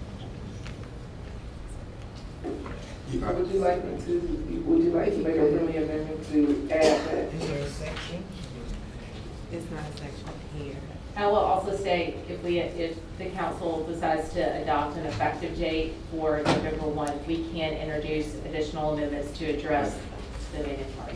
But I think she's right. You know, right now with code enforcement, they only deal with stuff that's in somebody's yard.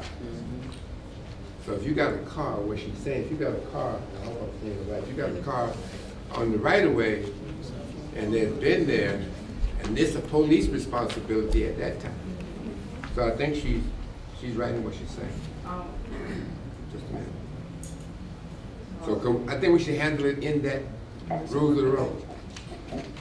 And that's not, and I was just stating, if we have an effective date to establish the title, we can propose language for you to have an amendment in this title. Oh, so you're saying we can approve it, and she can come back with an amendment in that title? Okay, I'll go with that. Because there's other, we can keep supplementing and adding some different sections to make sure it's, this title is the way the council would like it to be. Yes. Okay, Mayor Pro, I'm sorry, let me get Mayor Pro Tem and I get Councilman Khalil. I was just gonna make a suggestion.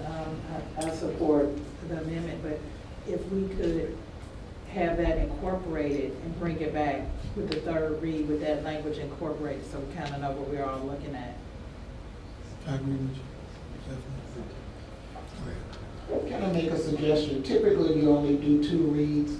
I would ask you to hold this tonight, not vote on it on the second read, bring back the second read once the additions have been made that you want to have made. Sure, that makes sense. Okay. Councilman Khalil? So assuming this was adopted November 1st, and we have our courts November 1st, but we don't have police until November 1st, what is the interplay between Fulton County Police enforcing these new city codes? Under the IGA, for the courts, the policemen will be deputized to enforce City of South Fulton ordinances and to issue tickets on the city's behalf. Thank you. Councilwoman Lewis? Yes, so under section 81007, it mentions where park needs to park unattended and abandon a vehicle on private residential property without authority or permission of the owner or occupant of the private residential property. That's the only place I see where that is addressed, so. Yeah, that's what I'm saying. And you want to include the situations with the public, where it's on a public Right, road. right, right, right. Right. Yes, that's fine. Thank you. Okay, so it's general consensus, we're gonna wait till the third reading to incorporate all of the language we need. So, yeah. Mayor Pro Tem? Are there any more changes you all want in this ordinance?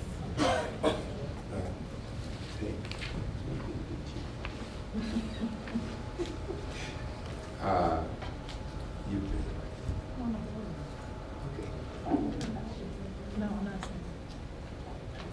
I would like to, the city procurement director to prepare the RFP for the city authorized record service in anticipation of passage of this ordinance.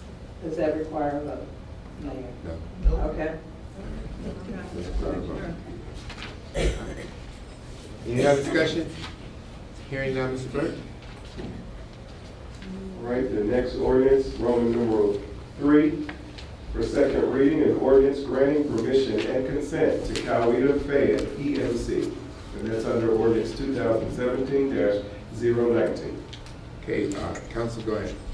This is similar to other franchise agreements that the council has approved in the past. This is the one for Coweta. I think it's one, Mr. Baker. You brought it right. Yeah. Yes.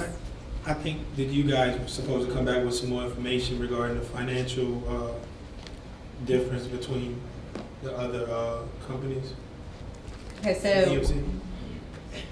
I do know, I believe there was a question asked about if it was a separate line item for on the individual's invoices, and I do know it is not a separate line item. The essential terms, it's a 35-year term, and then there's 4% of gross sales of electricity at residential, commercial, and industrial rates, and it's paid annually in March.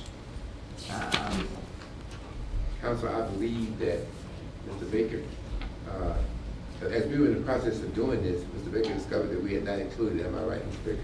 Correct. This Coweta County EMC. So I think his question is it gonna be separate, or will it be included in the other ordinance that we're doing? We do, how it's worked in the past is we've done a separate agreement with each company. Okay. It's not one whole franchise agreement with the city and Georgia Power and Coweta and Grayson. Right. They're all separate agreements. If your choice, I will entertain a motion on the second reading. We'll hold it for the third reading. Okay. Mr. Clerk? All right, the next item, Roman numeral 4, for second reading. The short version of that ordinance title is Guidelines for Vacant and Foreclosed Property Registry. That's sponsored by Mayor Pro Tem Rao under ordinance 2017-020. This particular ordinance seeks to make sure that any property owner registers any properties that they own that are vacant or foreclosed, and requires them to keep minimum standards and to secure a vacant property. If not,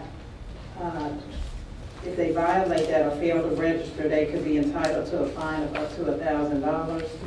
But for the initial registration is $100. And so this really takes into some of the concerns we've heard from a code enforcement standpoint to make sure that we don't have blighted properties in our city. Let me ask, this is similar to my rental inspection program.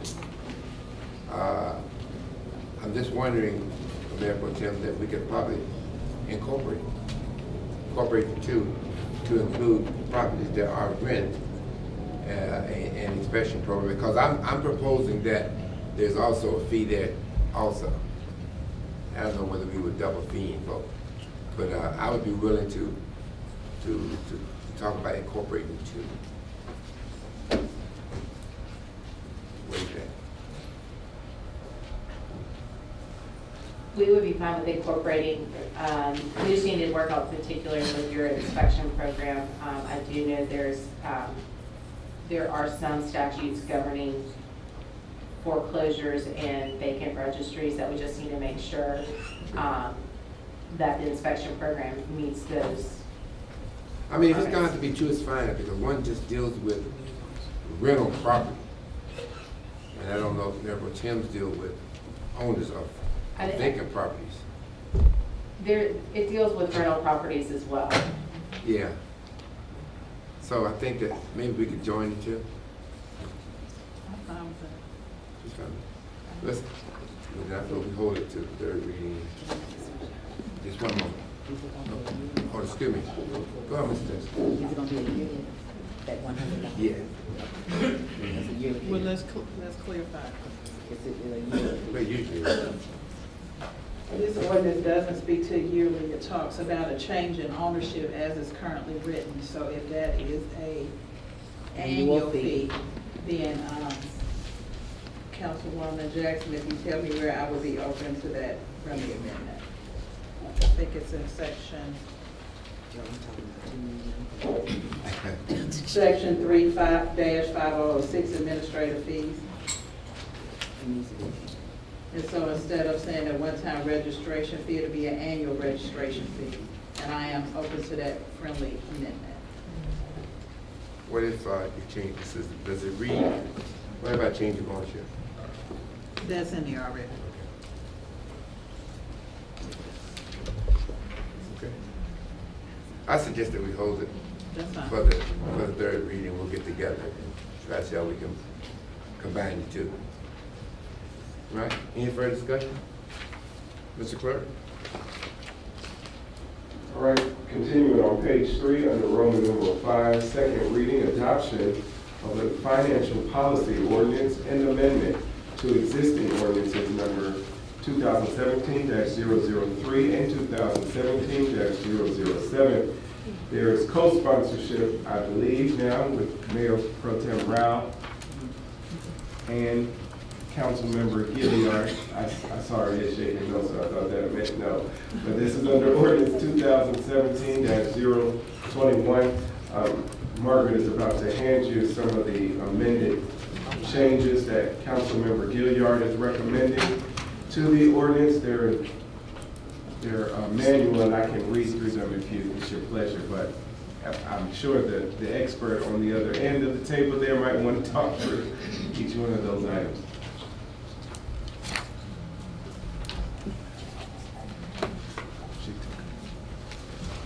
One thing I'd ask is the author of the legislation, are you prepared to accept the amendment? Yes, me and Councilwoman Gilliard have been working on this offline. After she raised questions at the last meeting, we got together. And so I am okay with the changes that's proposed. As you can see, they're fairly minor.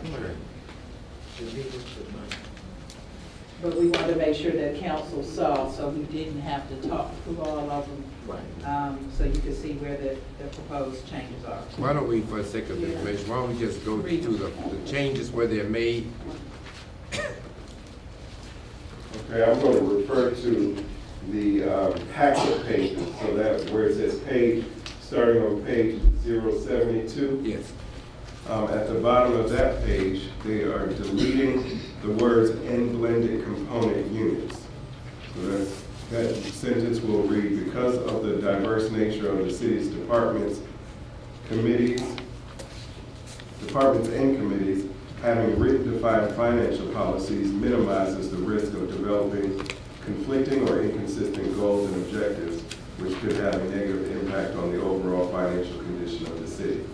Going into section 1-8002 on page 073, we got 2 edits. Under fiscal year and budget calendar, the city manager shall submit to the council at least 2 months prior to the start of the municipal fiscal year a budget message and a budget report.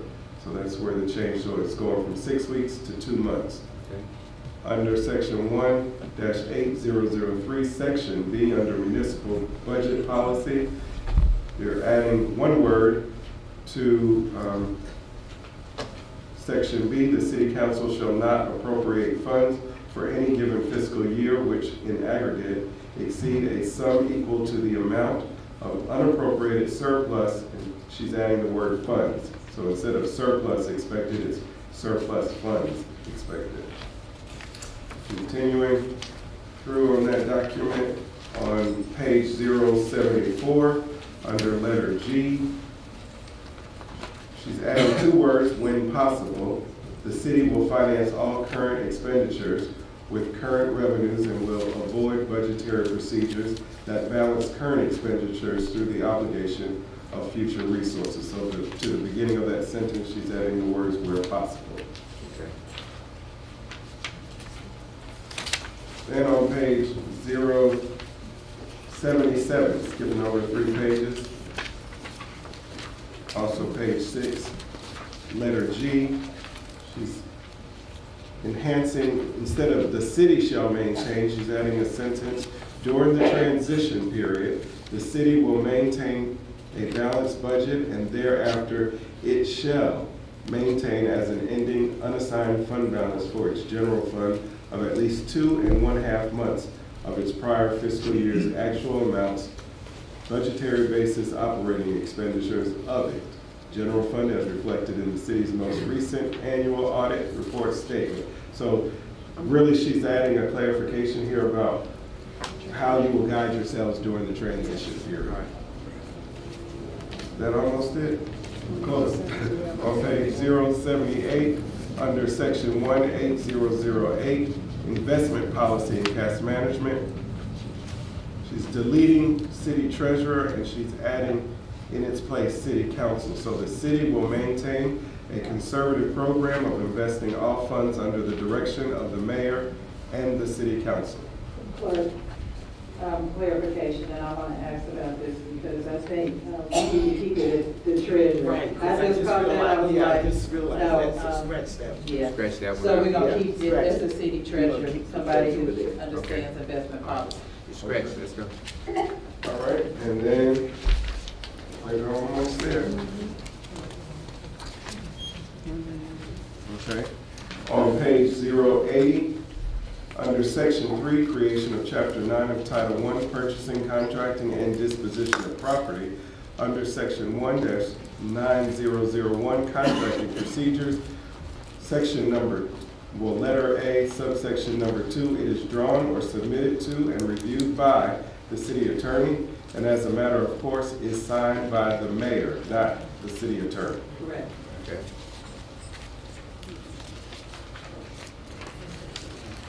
Then, these are pretty much editorial. Sorry, Councilwoman Gilliard, for that change, so you want the city attorney to review it, but you want the mayor to sign that the city attorney drafted and reviewed it? Okay. Sure. Right. I thought the same way she asked for clarification for that, I was thinking the same thing.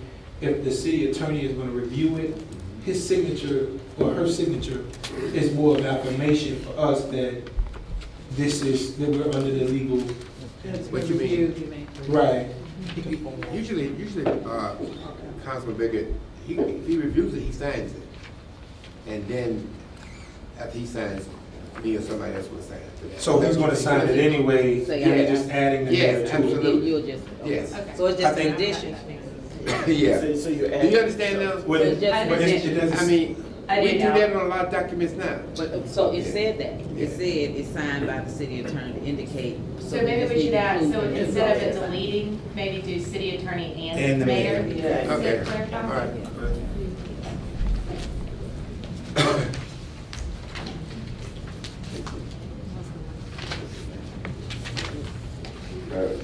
So the last changes were made on page 083, and I think the purpose of these editorial changes was to establish the minimum fund balance at 12% as opposed to 16%. Is that correct? Okay. And then there's a range, I think, that Councilmember Gilliard is speaking about between 12 and 10%.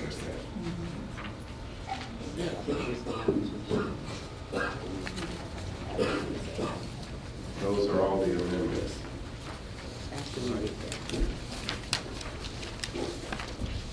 If we're ready, I'll entertain a motion. I'd like to make a motion to approve ordinance number 2017-021. I second. Properly moved in second. Any further discussion? As amended. As amended, yes, as amended. Any further discussion? Hearing none, all those in favor, aye. Aye. I think that's unanimous, am I correct? Yes. If that's unanimous, it passes. Your next ordinance, Roman numeral 6, adoption of a debt policy ordinance that's sponsored by Mayor Pro Tem Rao under ordinance 2017-022.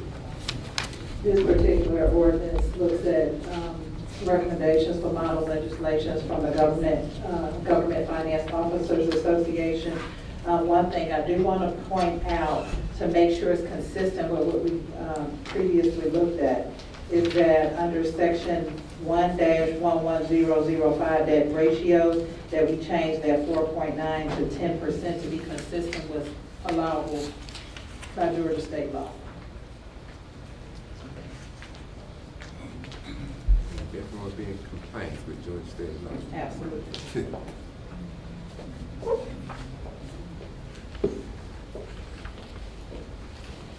Okay, you have anything to add, council? No, sir. Okay. I just have a quick question. Councilwoman Gomez. I don't know if you know, but Can you enter into multiple agreements with this one for the interest rate program? I tried to find that. Where are you? So, What section? but that was one of the questions. We talked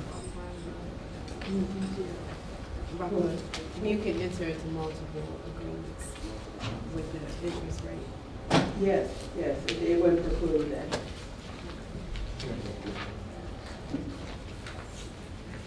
Any further discussion? I'll entertain a motion. If not, we'll go to third reading. I make a motion to adopt ordinance 2017-021, a debt policy. Is that the right number? Yeah. Yes, sir. Yeah. Been properly moved and second. Any further discussion? Hearing none, all those in favor say aye. As amended, I'm sorry, as amended. I think that was unanimous. Am I correct? That was unanimous. Mr. Clerk? All right, the next ordinance, Roman numeral 7, an ordinance to amend existing ordinance number 2017-003, which we also amended previously or earlier, for transparency in mayoral and city manager appointments that's sponsored by Councilmember Khalid under ordinance 2017-024.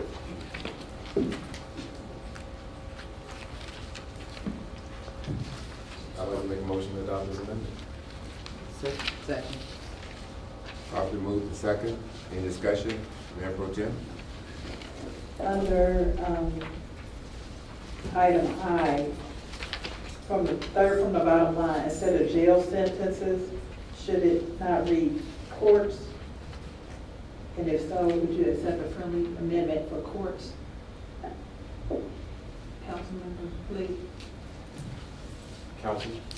I would like our council to weigh in on it. Council? Do you have a question? I would like to know why she. Yeah, that's what I was saying. Why? Because it said jail sentence, they're talking about appointments. I can't see where the mayor see.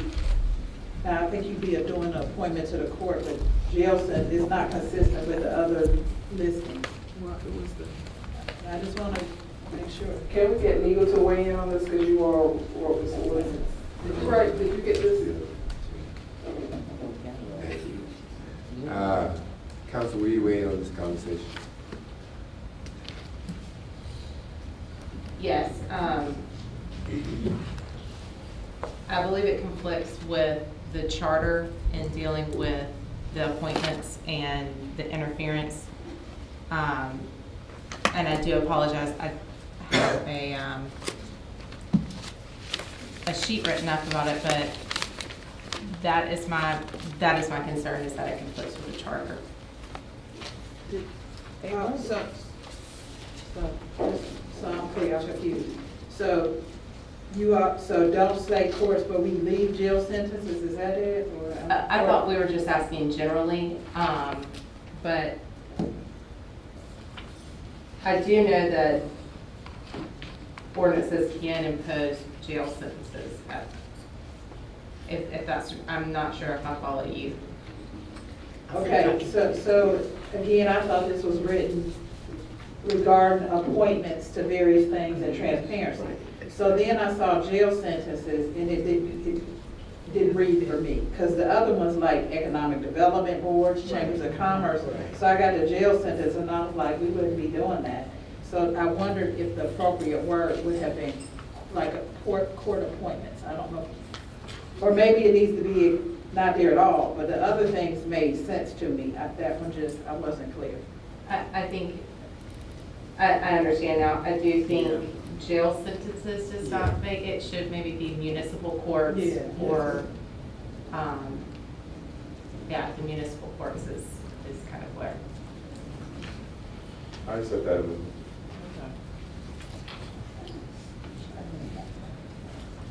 And the effective date, it should be after today. Could you look at that? Because it says September 1st. You have a preference for the third date? September 14th. Okay.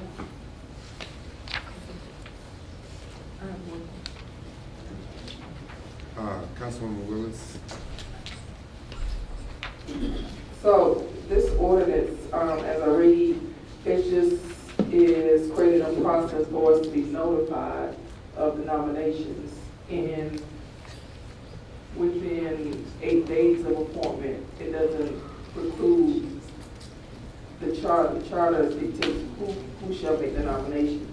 Yeah. Okay, it's just giving us, okay, all right. No problem. Any further discussion? I think Mr. Khalid made a motion. It was a second. Second.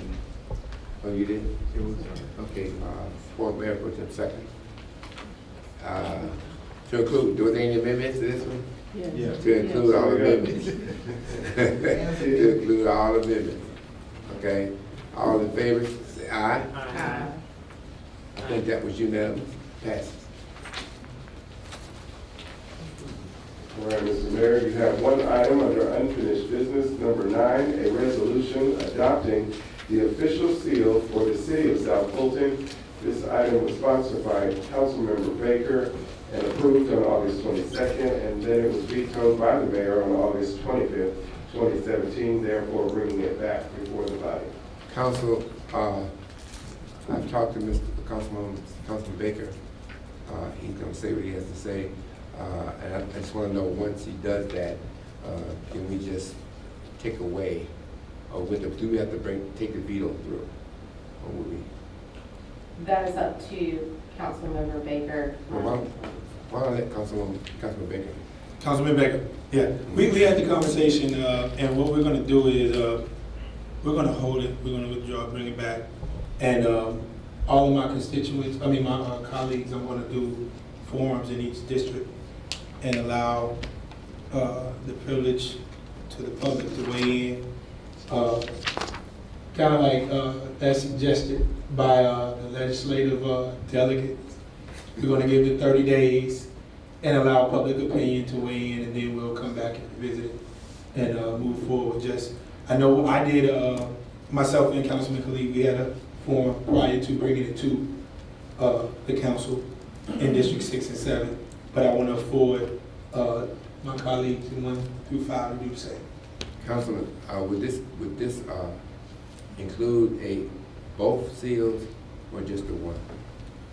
Well, I have no bearing on the first seal. I presented that one seal, and that's the seal that's the seal that was vetoed, and that's the seal that will come up again after the rest of the people in districts 1 through 5 are ratified on it. And that was what only reason I asked that is because I think that the people need to be able to make a clear choice, a home in on both of them. I don't know how we would do it. I understand where you're coming from, but I think they need the right to see both, and not saying that this is what it is. So yours is not, almost like if yours is not approved, then it defaults back to the new one. But the new one may not be. We're just back at where we started. This is something that I put my energy into, and took the initiative to do it. So, I just want to allow everybody to weigh in and then we'll move forward. I think it's great.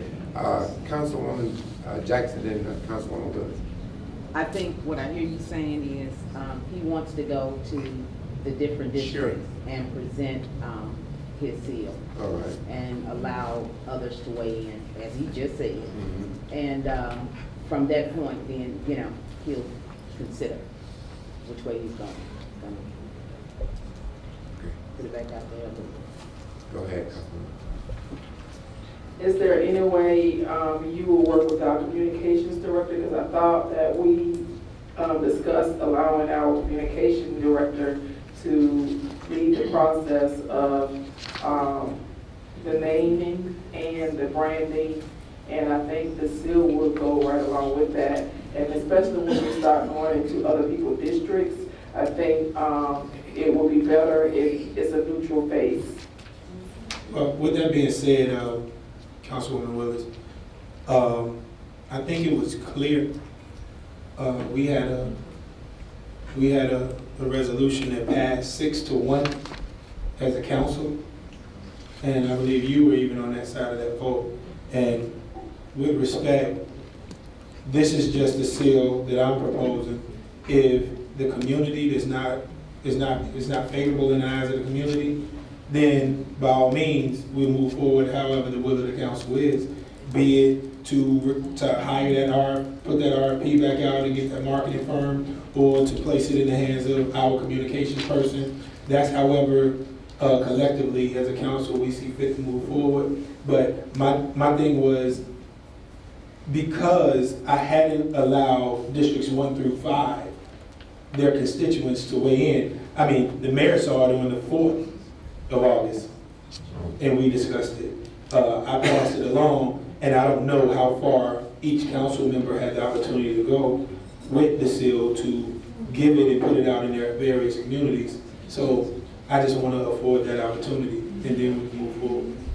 Mayor Pro Tem? Or not. Are you still at the floor? Yes, so I have got feedback from my community, and yes, I did agree, but because I did not understand that there were religious undertones in the seal that was adopted. But after hearing from my district constituents in District 3 who overwhelmingly did not approve of the seal, I am prepared to support the veto if it had moved forward. So what I'm asking is, if you are going to go to other districts, and if that's what you choose to do, please try to work with the district representatives.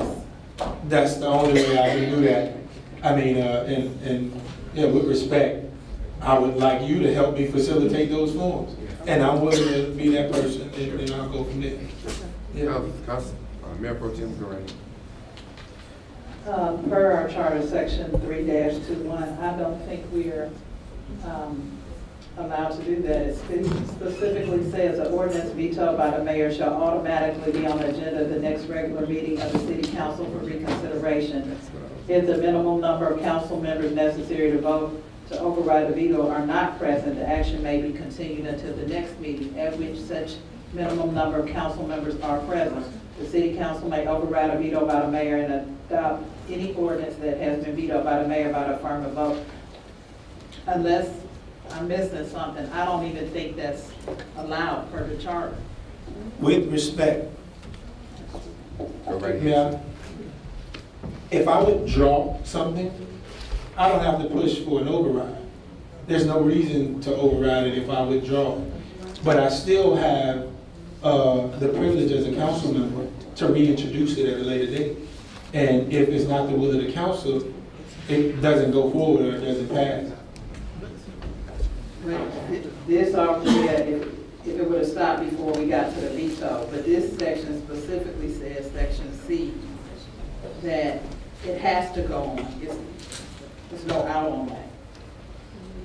Well, I believe I spoke to the clerk in reference to that prior to this meeting, as well as the mayor, and that's something I guess council can evaluate. Yeah, Council Member Baker is correct. I mean, it's on the agenda, but it's my understanding, are you withdrawing or you're holding? Either way, it's on the agenda, and that's what the charter requires, for it to be on the agenda for reconsideration. He is withdrawing it, and as far as I understand it, that is permissible under the charter. So you need a motion to withdraw. I don't want the conflict. I don't. I'm looking at, I got a conflict, you know, and I hear what both sides are saying. It does read that we have to take it to action at the next regular meeting. And that's what I was asking for in the beginning. How do we get around that? I mean, if he withdraws his motion, then I don't think he can do that today. No, speak. You voted on it, it was vetoed. The next step is that you deal with the veto at the next regular meeting. Oh, you place it on the agenda? It just says to place it on the agenda. You said what? That's not all it says, though. It says if the minimum number of council members necessary to vote override the veto. It may be. It implies that there is a vote. But it just says it may be continued into the next meeting. If the minimum number are not present. If the minimum number are not present, and as far as I understand it, we're not continuing it until the next meeting. He is withdrawing it from consideration. Correct. I mean, if there's got to be a decision, I would have to err on the side of legal, but, there is a conflict, it's a conflict. What's the conflict when she just, I'm just No, I'm curious. saying I'm erring on the side, I'm saying, but, it's the reading. I mean, I wanna be correct. And I understand, I guess I don't see it as a conflict in what's happening, because it just That's has your to be. legal opinion. That is my legal Okay, opinion, that let's it is move not a on. conflict. Yeah. So, it's my understanding, Mr. Baker, and I think, she makes a good point that when you have it in each of the districts, that the district, council person be there. Yeah, gotcha. All right. Ms. Clerk? City managers? Yes, sir. That's the next item.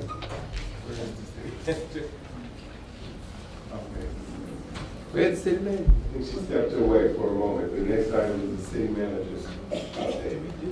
So do you, is communication present? Okay, because I can pull up that PowerPoint.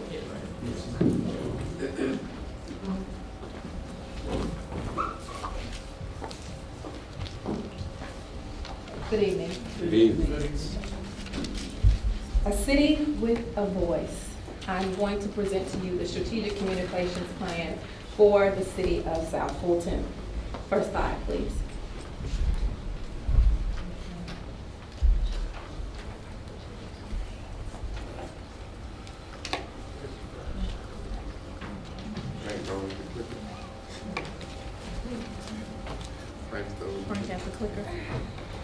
Good evening, everyone. Again, I'm Shasha Spice. I am the Communications Director.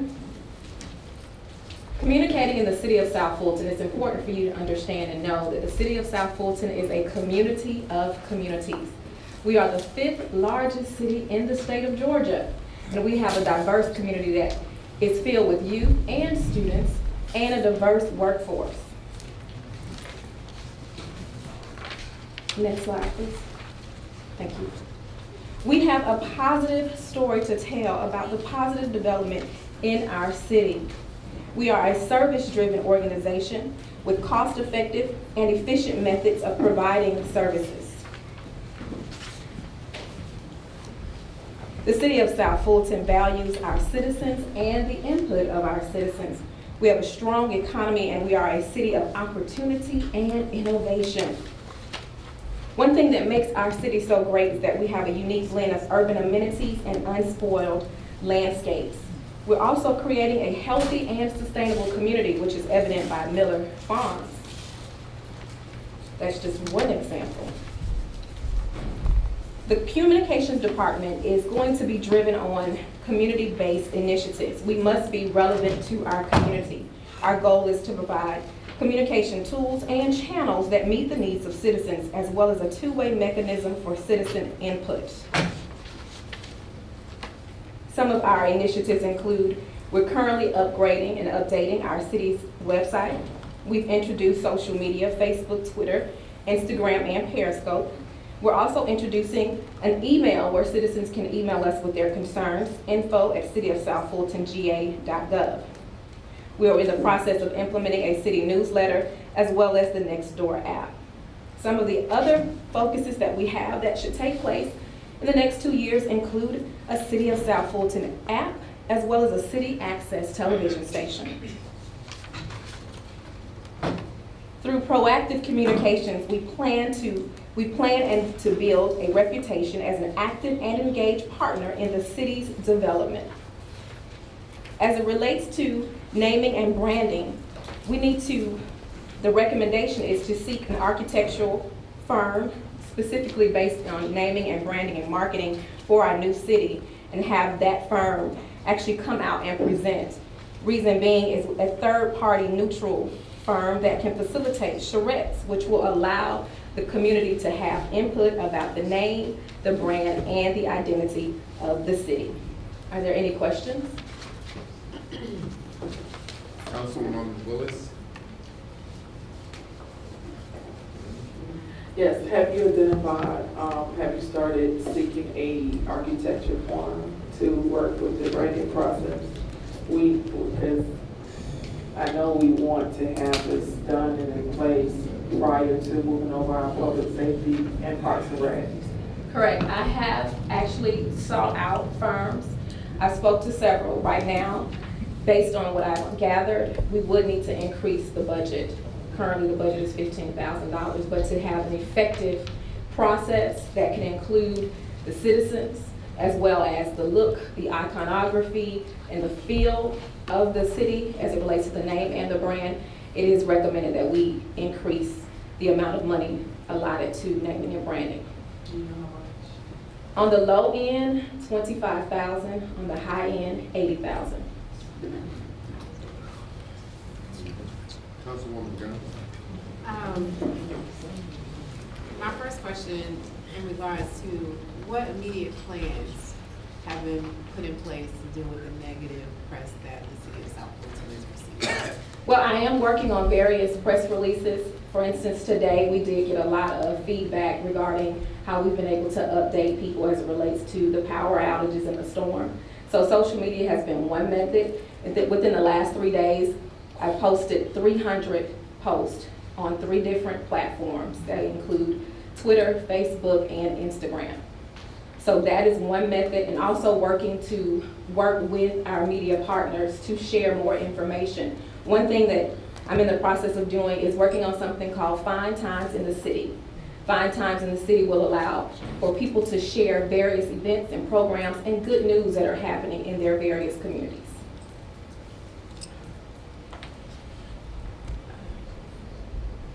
Do you have, I know that you mentioned a lot of the activities or tactics. Do you have any type of proposed timeline regarding when any of these things are going to take place, like maybe 3 to 6 months? Well, please understand, I am a one-man band. That is very important. Over the last 3 days, I've been up to 2 o'clock every morning trying to make sure we've been posting on social media. It's somewhat difficult to gauge a timeline when you're working with just one person.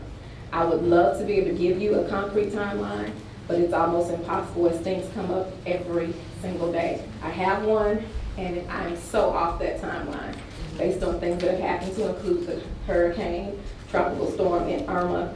So some of those things are what are holding me up. So how do you determine what takes the priority? Well, with a weather situation, of course, that took priority, and some things that have taken priority have been pop-up visits by media. Those are things that have taken priority. When citizens call and have questions, that takes priority. So I oftentimes have to put the things that I have aligned to work on, I have to put them to a side to address the needs that come from our citizens. Okay, are you? I think, Rose? So one of the concerns that I got from one of my residents on my way here was they felt like they weren't receiving any communication. And so I explained I've sent out newsletters, I share things on social media. And one of the things she said, baby, I don't have email, I don't have social media. So what ways can we figure out how to reach those individuals who are not on social media, who doesn't have email? We gotta find it. Can we start sending robocalls out to everyone? That has been one item that I have proposed for us to do, is robocalls, to include the robocalls for people who may not have access to social media.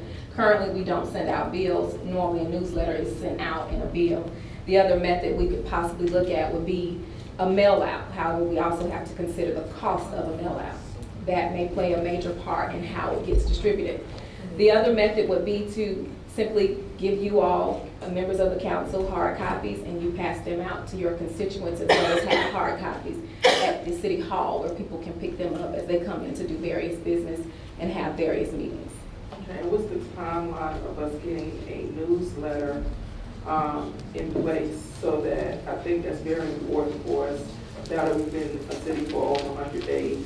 It's important to know that a newsletter, especially your very first newsletter, you may want it to reflect the name, the brand, and the identity of the city.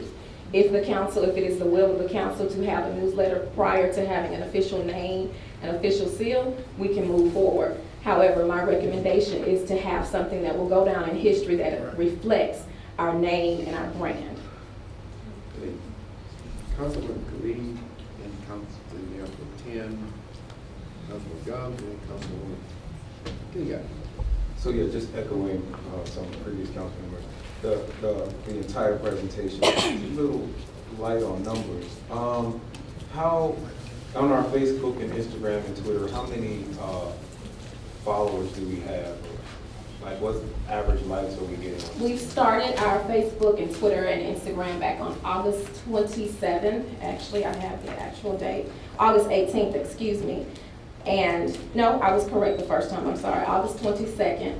So far, we have about 100 followers on Twitter, approximately 100 on Instagram.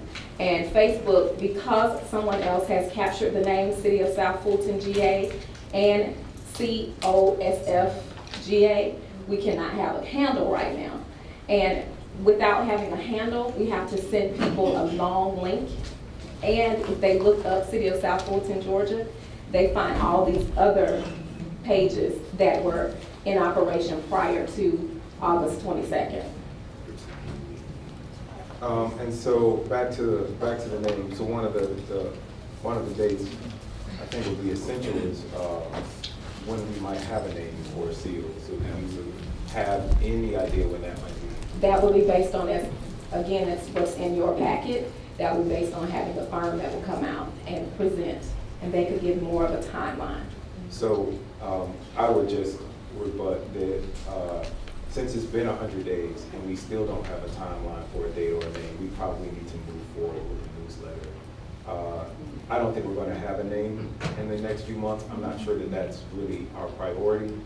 I'm hearing a lot that our priority is standing the city up and getting services going. So I don't want to wait another 3 to 6 months or a year, whatever, before we get a newsletter. I think we should probably do that. Do we know that? Do we know that? I forgot the order. Okay, so I do understand that you are a one-man show, and I understand that you are super busy, but I think it will be helpful for the council if we can plot out our next steps, and it'd probably be helpful for you as well, so we can know and prioritize what is happening in the city of South Fulton. I do believe the name is important. So if that's your next step is selecting a firm, you know, just moving through the process, I just think it's easier. So if there's some help that you can get or whatever the case may be, but I think we need a timeline to move forward and know what the priorities are. Do we know that? I think it's good, Joe. Go ahead, Ms. Good.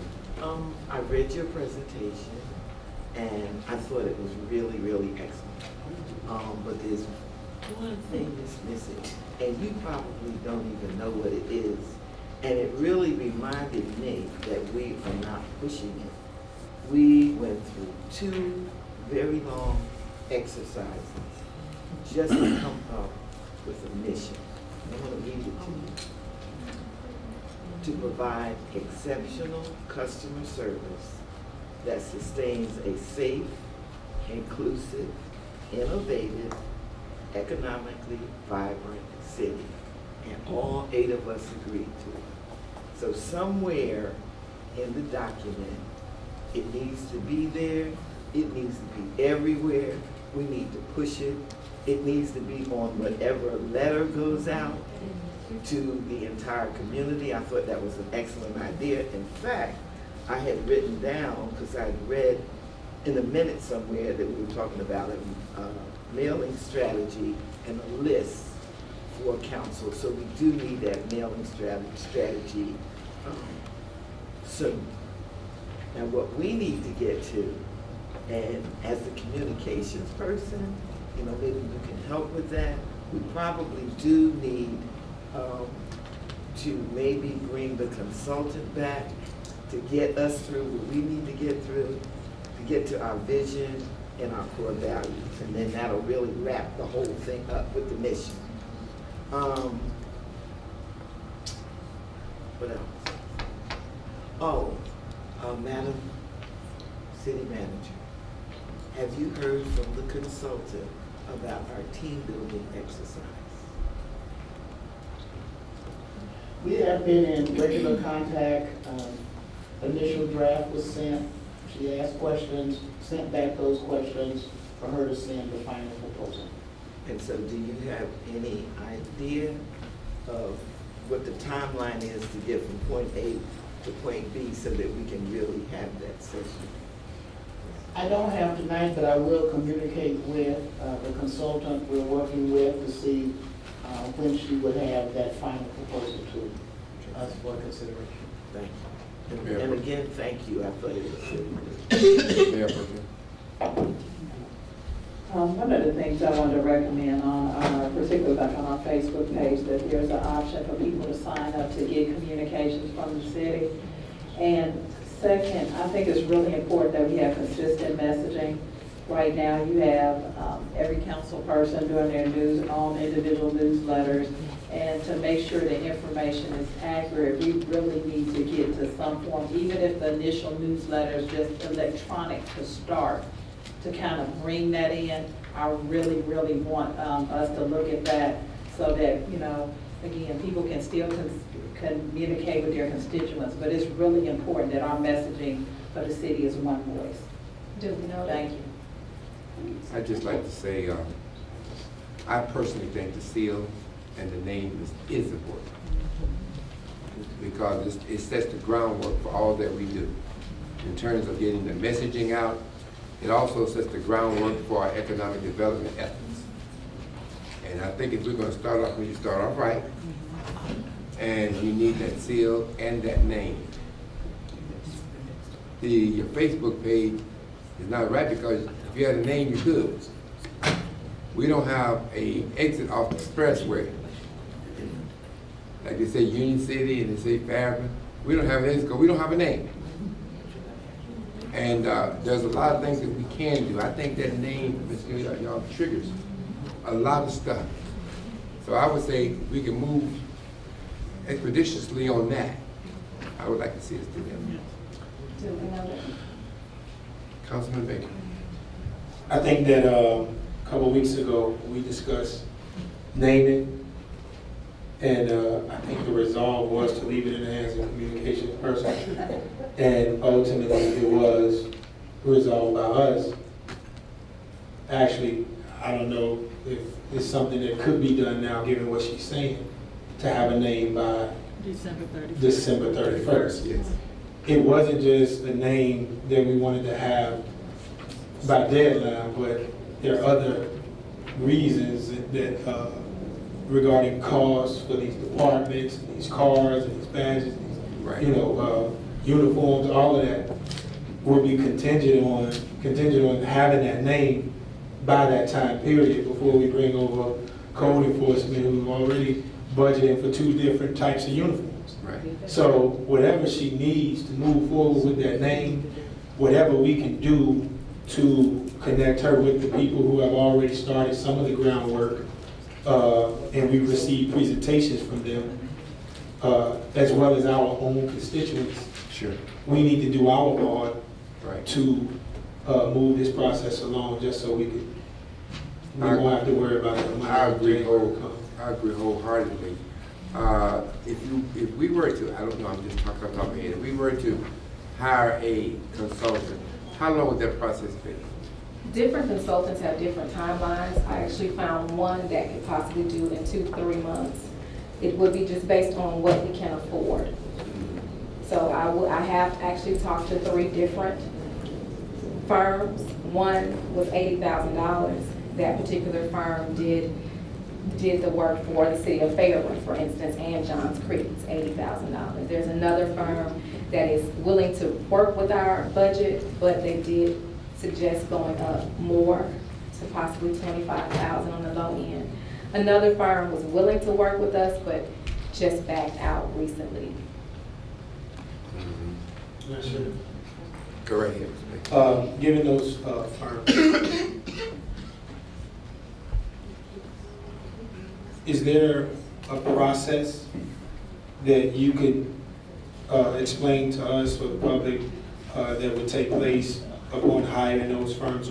How do they go about carrying out their job? Well, I would would be more comfortable, I can give you a general process, but I'd be more comfortable if a firm actually came and presented. But the general process is to actually hold charrettes with the public, and that allows for the public to come in and actually give their input. They do research. There's a research process, a charrette process, and then there's actually a process where they go back and formulate the look, the feel, the name. And with that, they bring that back to council. That would also, their process would also include things such as branding, which would be signage, landmark signage, signage to include what the seal looks like, feels like, the iconography, because we may think that we like some colors, and just because you tell me blue, No, I'm just they'll talking come in about and name bring here. that. I'm just talking about name. With the name, it would be the same thing. With the name, it would be a charrette process, and they would actually get input from the citizens to get the names and to do the research on the name. And that's 80. It says you range to some 25 to some 80. Yeah. It's Well, let me with ask- that 80, it's more than the name that's included in that price. It's With the brand. name, you have to also brand the name, so it's not just a name itself.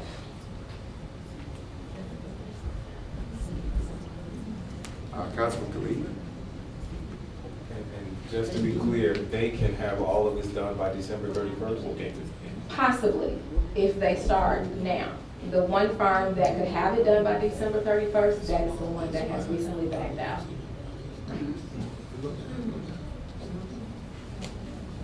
Any further discussion? Okay, thank you so much. Thank you.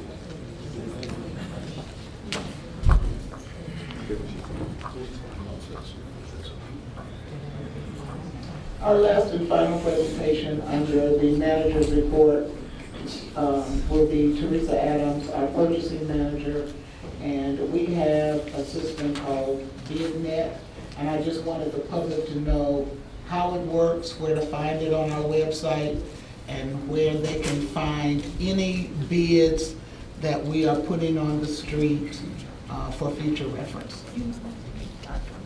Go right ahead. Good evening, Mr. Mayor and City Council. My name is Teresa Adams. I'm the purchasing manager. I will review and go over the BidNet Direct. It's our purchasing software platform, which is an e-sourcing solution. Just to give a bit of overview regarding BidNet as a company, it was established in 1984 as an e-sourcing solution since 1999. There's 21 states identified as purchasing groups. They have over 1,200 governmental agencies that's represented.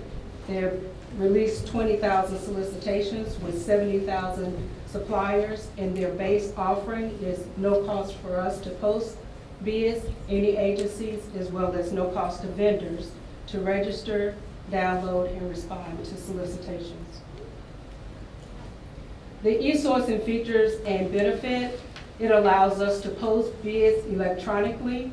It allows us to do vendor registration. All of it is online. Vendors can upload their information. We post our solicitations. Any questions that they have, they can be emailed to us. We can respond to those questions. It's all on an open platform, so it's full disclosure. Transparency is there. We can post formal solicitations. We can also obtain quotes. Vendors can upload, as well as we can, any type of file, whether it be an Excel file, a PDF file, or a Word file, and there's no size limitations. We can even upload zip drives, zip folders.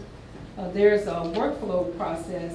However, that would be an additional cost, but at this time, we wouldn't need that.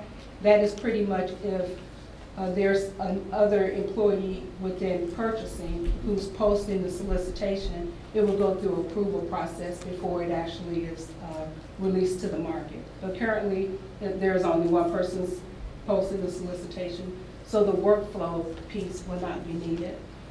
Tracking vendor access, again, is full transparency. We see who's viewing our solicitation, who have downloaded the documents, any questions that they may have, and all their company information. And also during the process, we can see, again, who may be interested in responding to the solicitation. before the due date. The evaluation responses to the bid, that's an additional module and additional cost, which will be very beneficial to us, and that will be covered later on in the presentation. It has the automatic bid tabulation for the quoting process, and the evaluation portion will be unique to our criteria that we establish. The award process within the automated system, it allows us to award to multiple suppliers, publish awards, send out notifications, whether it's awarding a company or sending out non-awards. And all the templates are built into the system. The system also is a module that allows us to manage contracts. It's contract management piece. That can be purchased at a later date once we have built up our contract file system. Before that time, it will be more so a manual process of using Excel to track documents. The only downside to that is human error, whereas you're using a contract management piece. It manages the process from the start of the contract to the end of the contract. In addition to putting in any type of notifications or renewals, we can look at it at different levels, and also it can be configured however we do our processing as far as contract management.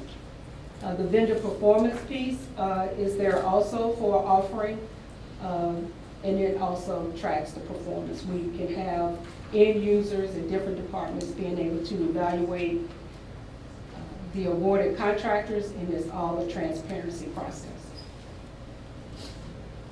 The platform, the benefits to using this platform, again, is complete e-sourcing solution from start to finish. It's a SaaS platform, meaning that it's a software as is service. There's no cost to purchase hardware or software, or even to download the software. We will be using their platform. Complete audit and controls with reports of all the data of who did what, when, and all of it is automated. Also parameters that we can put in place as to who has the authority to do what on the vendor side as well as on our side.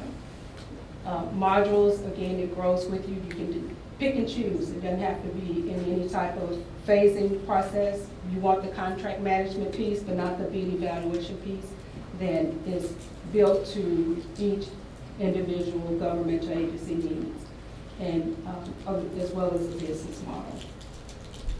The purchasing group's benefit, it allows each state to be sectionalized according to that state with all the agencies listed under the states. And at a later slide, I'll show you all the 21 states that have come on board with BidNet Direct. For the Georgia procurement group, we currently have City of South Fulton, City of Johns Creek, and the City of Tucker. In addition to sharing their vendor pool, and as other governmental agencies within Georgia come on board, that vendor pool broadens as well. There's a shared vendor pool nationally, along with the other 21 states, in addition to sharing all the solicitations that have been loaded on their system. If I search out solicitation of the solid waste and I want to see other examples, not only will I see the solicitations, what they posted, who responded to them, how it was awarded, and the costs associated with it. So it's phenomenal as far as the benefits to going with Bid Direct. The city's benefit is save times and resources, is manpower as far as with everything being fully automated and everything being posted, vendors responding electronically. We have no bids to receive packages that we will have to time and stamp and date, in addition to the lobby persons being overwhelmed when it's time to receive bids, in addition to FedEx or UPS or the postal services leaving packages outside our doors, and we're trying to figure out what they are for. So it's fully automated, and it helps with our purchasing initiative as well as our IT initiative. It's fully being supported IT-wise through BidNet Direct. Access to a robust vendor database, again, 21 states affiliated with their agencies. Not all of their agencies, but as they are choosing to come on board. Collaborate and share and learn from the extensive library of the solicitation. Full transparency through audits and workflow and controls. There's a configurable according to the purchasing processes, meaning there are some parameters that we can put in place. Even though they have listed out best practices, there may be items in which we would want to do a vendor pre-qualification on some solicitations and sometimes not. These allow for us to be able to turn different aspects according to our solicitation process, maybe with even construction documents. We can even post in construction documents, which are huge document files once we get to that area of our procurement. And again, the modules are add-on, very quick and easy for BidNet to be able to add to our existing account.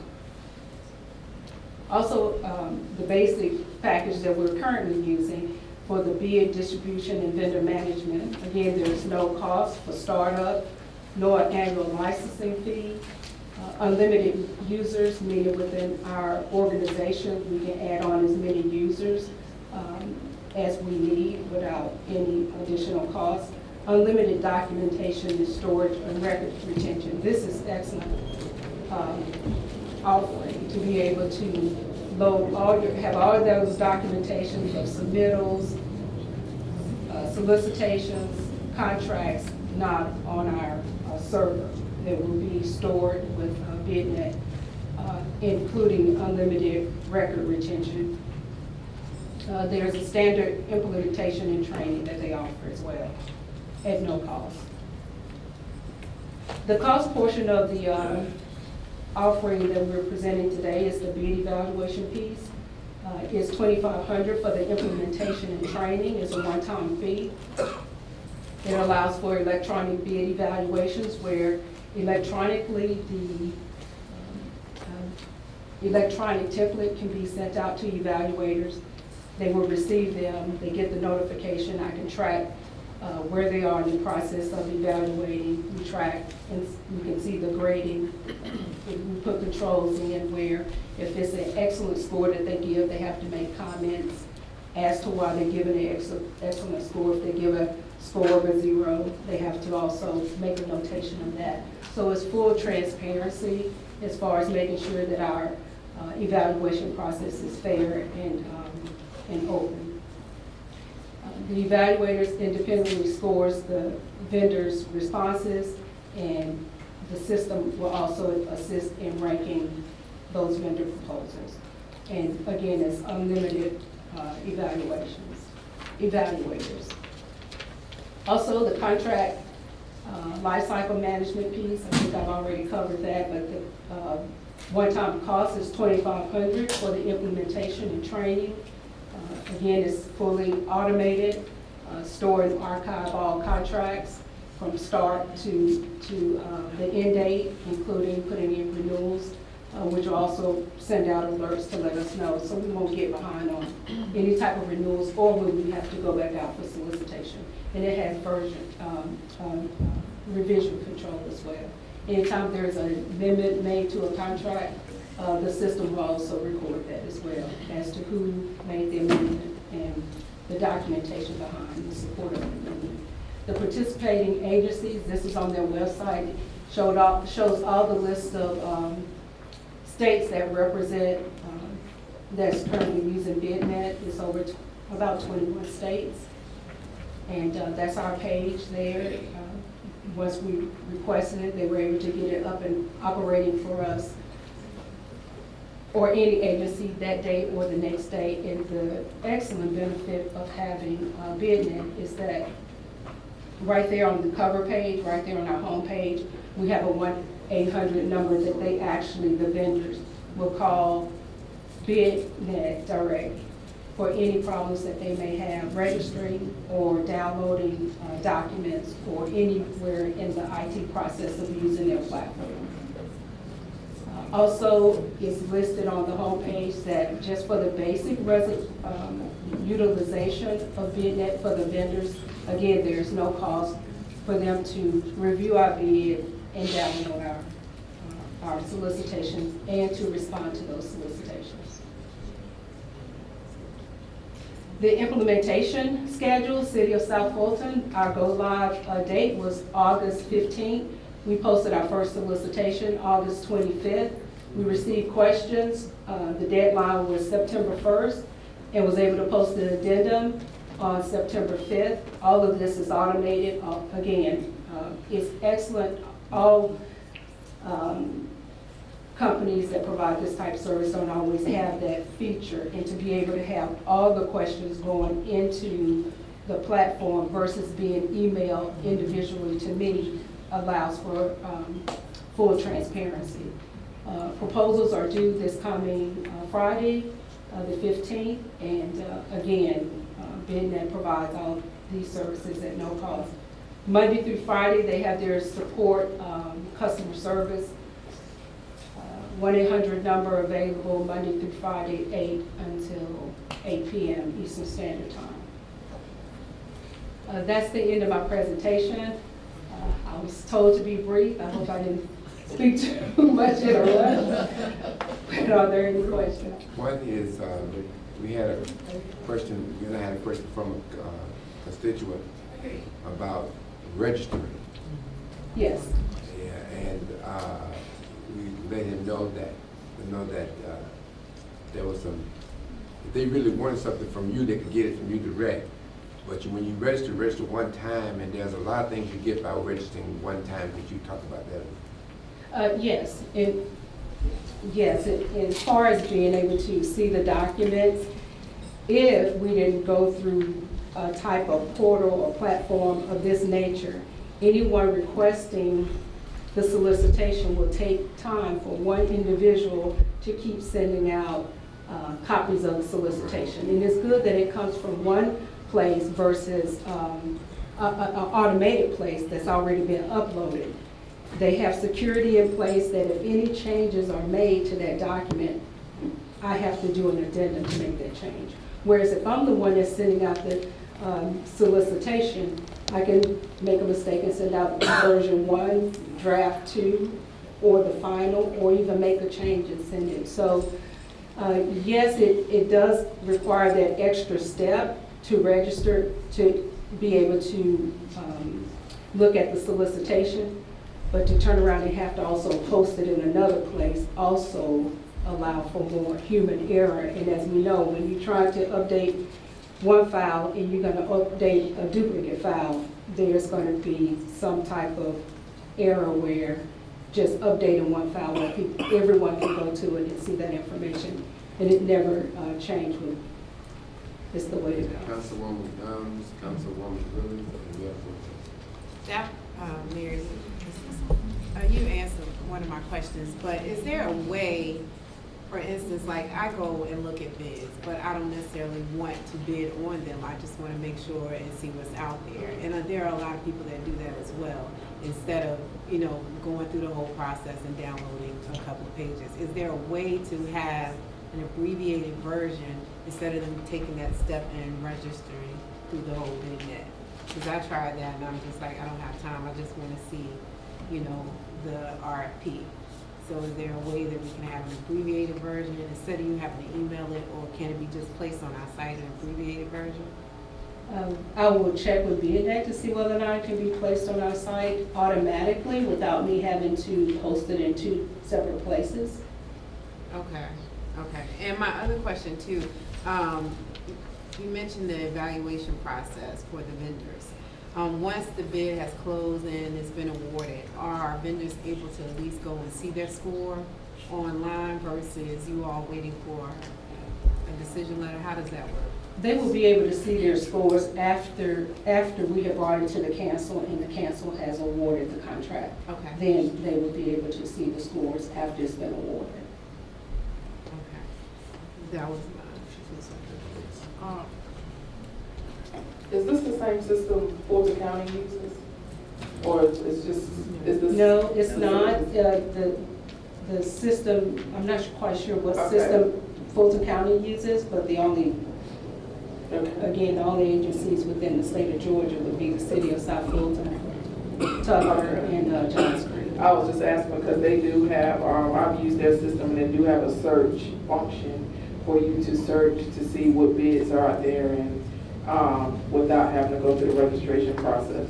Also, Sometimes those type of systems are where you actually purchase the software and got it installed on your server. And if they have any interaction with Fulton County's IT department, that would be a separate type of solution than what BidNet has provided.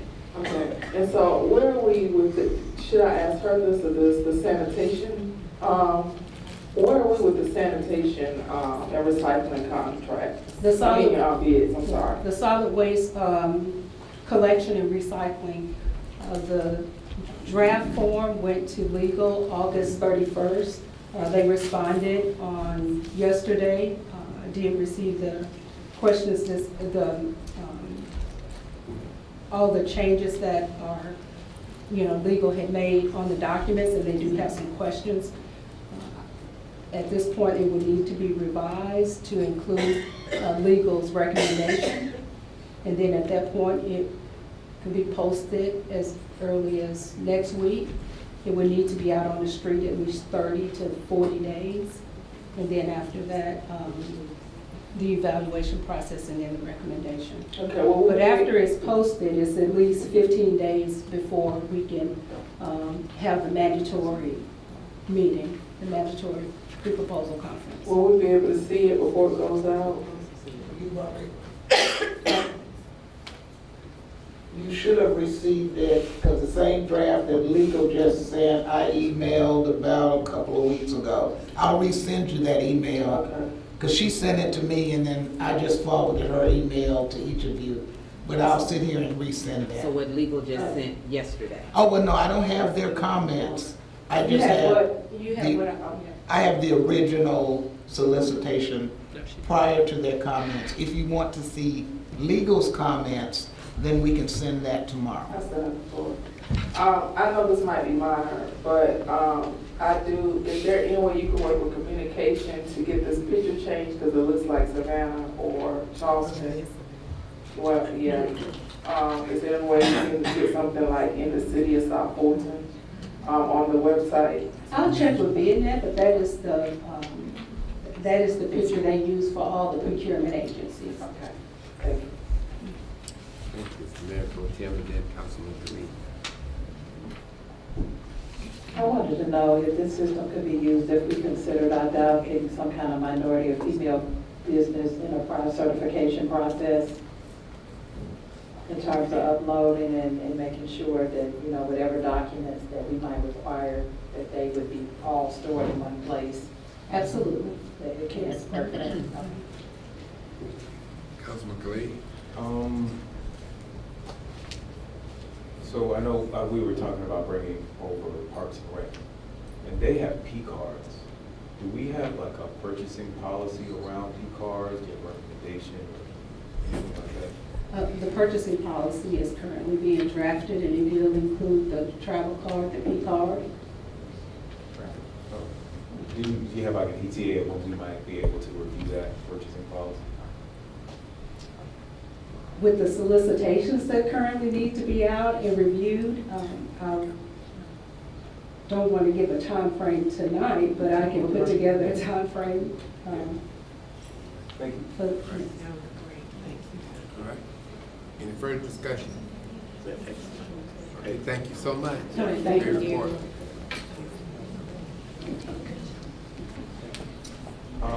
That ends the manager's report. Wait, I'm sorry, I have a question about the manager's report. Sure. I noticed in the manager's report, the list of job announcements, but I didn't see the city manager's announcement, which we put out last week on the internet. I was just wondering if we had any responses to that yet.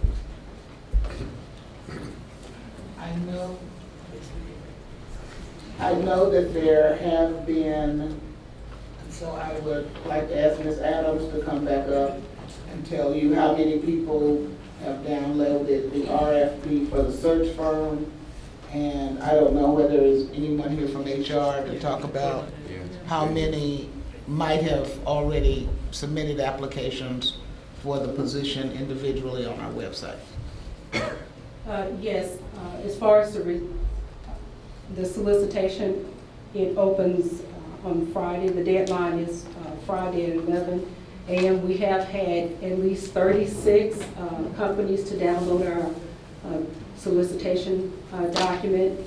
And of the 36, about 20 of them are companies within the state of Georgia. But at this point, I do not know exactly who has responded yet.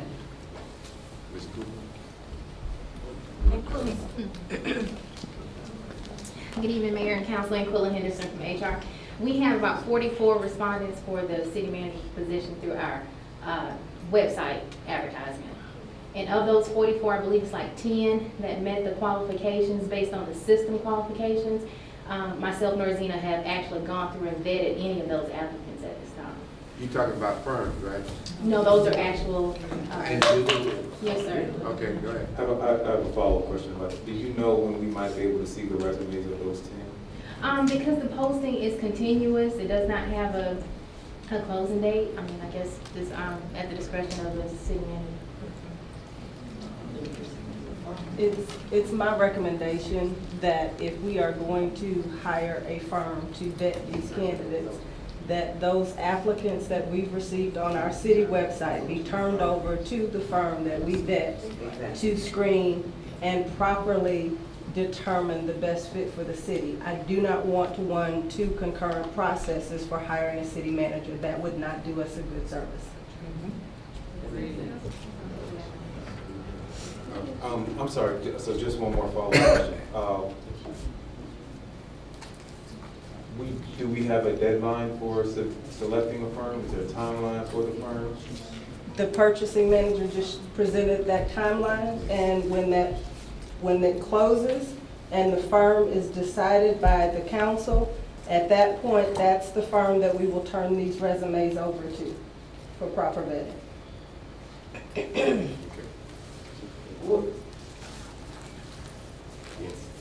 Police chief, where are we with the police chief? We were supposed to put out an RFP. Both of them. Oh, so they were Both of both? them. Okay. Okay. Yes, they're both within that one solicitation. All right, and correct me if I'm wrong, you're gonna work with a search firm, but we're not in that. That's the nomination, that's the mayor's nomination, right? So once we just determine a search firm, and they determine, I mean, how does that process work?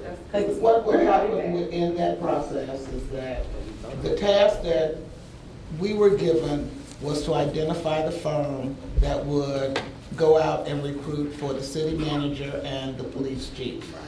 We have yet to, and the firm would be the one that would lay out, here's the potential process. And generally, they do two options. And so you look at the options, and as council, you decide which one of the two options you like best. There's a way to do it so that you get it down to a short list.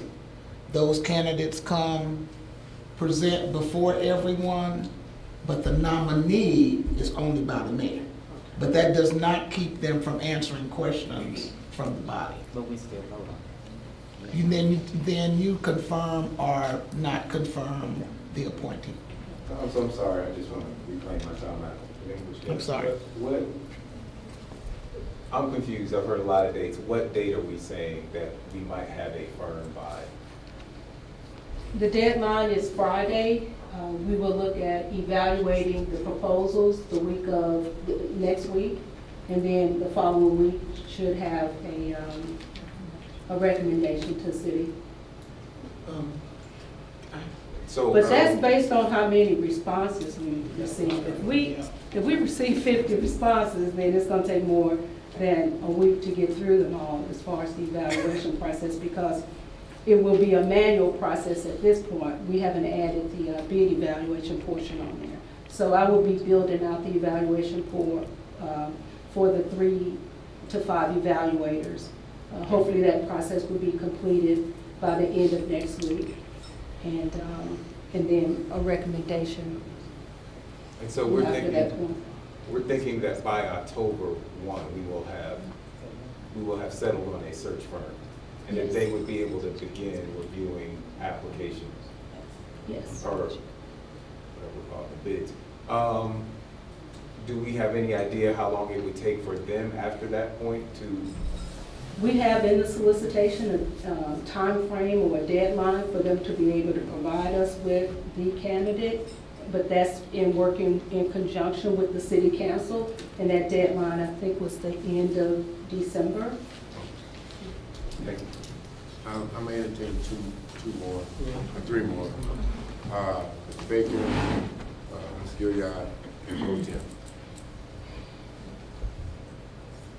The city manager just gave us the process, and I just want everybody in the audience to be clear. It seems as if I'm not mistaken, and probably Frank or Ms. Ruth, you could clarify, we're spending $145,000 on a search firm that the mayor ultimately will have to make an appointment from those respective candidates. I believe that it's important that, I gotta borrow Ms. Willis's line, for the record, that I want to be known to say that I'm totally against spending $145,000 to hire a search firm when Mrs. Cooper is capable of finding qualified candidates. We've already even included in that resolution that Ms. Jones is eligible to even be nominated if that's the will. The point of it is to spend an additional $145,000 and then drag it out all the way until December. And if our mayor still doesn't appoint somebody from that $145,000 process, we're still in the same situation. It's a waste of money to hire a search firm when I believe our HR director and Inquilla definitely could collectively do this process for us. Last two was I'm only recognizing three more before we move on. That was. And I actually, before I'm sorry, Mayor Pro Tem and then Mayor Gilliard. just let me end. This is his last.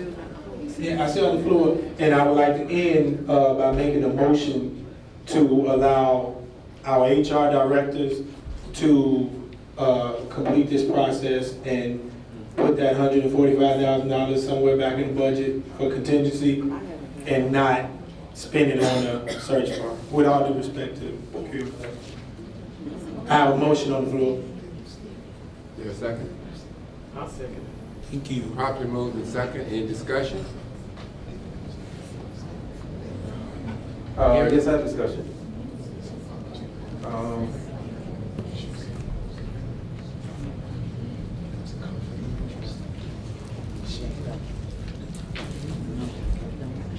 Actually, I'm gonna give my time to Ms. Jackson. Ms. Jackson, he yields your time to you. I'm discussing. Okay, we have gone through this. I understand the mayor makes a nomination, but we still have to vote on that person. And I do recall, I heard you guys say that you're already overweight. Did we not, you all not say that? Again, we are transitioning employees, but we will do the will of the council. The council elected and voted to use the search firm, so we agreed and we followed the direction of the council to solicit the search firm. And we don't need to keep flip-flopping that. We voted on this, and I would like to stand on it. I'd like to say this. I've been through, Mark, what, 4 or 5? 4 searches.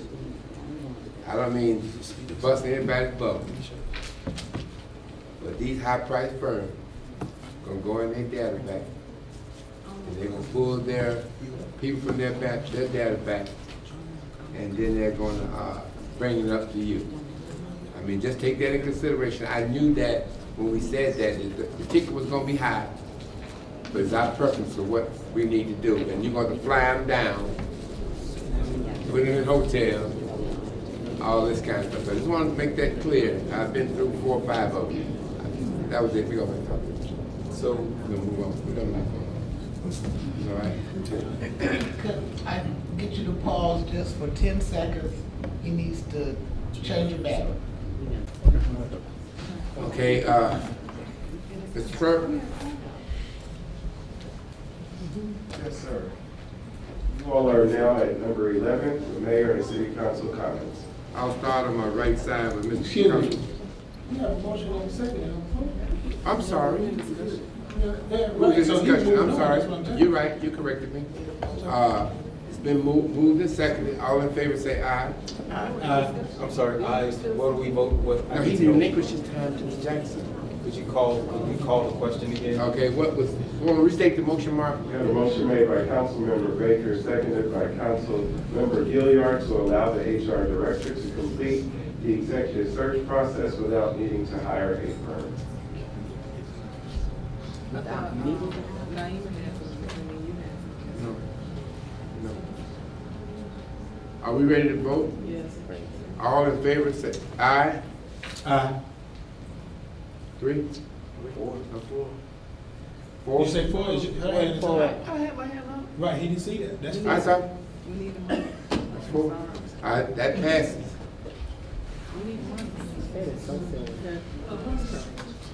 Okay. So, Help me I'm sorry. understand. Yeah, me too. You just put the burden Thank you. of hiring, recruiting, interview, screening, doing reference checks, getting you a short list of qualified candidates Thank you. on your HR department. Is that what that vote just did? You're calling it a burden, but I don't agree with that being a burden. I believe we have an HR director who we don't have to pay $145,000 to do that job. It's just 2 people, that's all I'm saying. That's what I meant, not burden as it meant, that wasn't a And we responsibility. just have we have a budget that's on the table But we got 2 too. people. And there's people in that budget as well for them to hire. So let's give the people the whole picture. We've made a motion. All right, I just wanted to get clarification. The motion has carried unless somebody wants to rescind their vote. Let me, you all have said in our last budget year that we had $1 million deficit. We are borrowing from our public safety to balance our budget. We have 8 months of revenue, $1 million worth of expenses. Can't we take that $145,000 and hire additional people in HR to assist them to do what we need? Let me just say this again.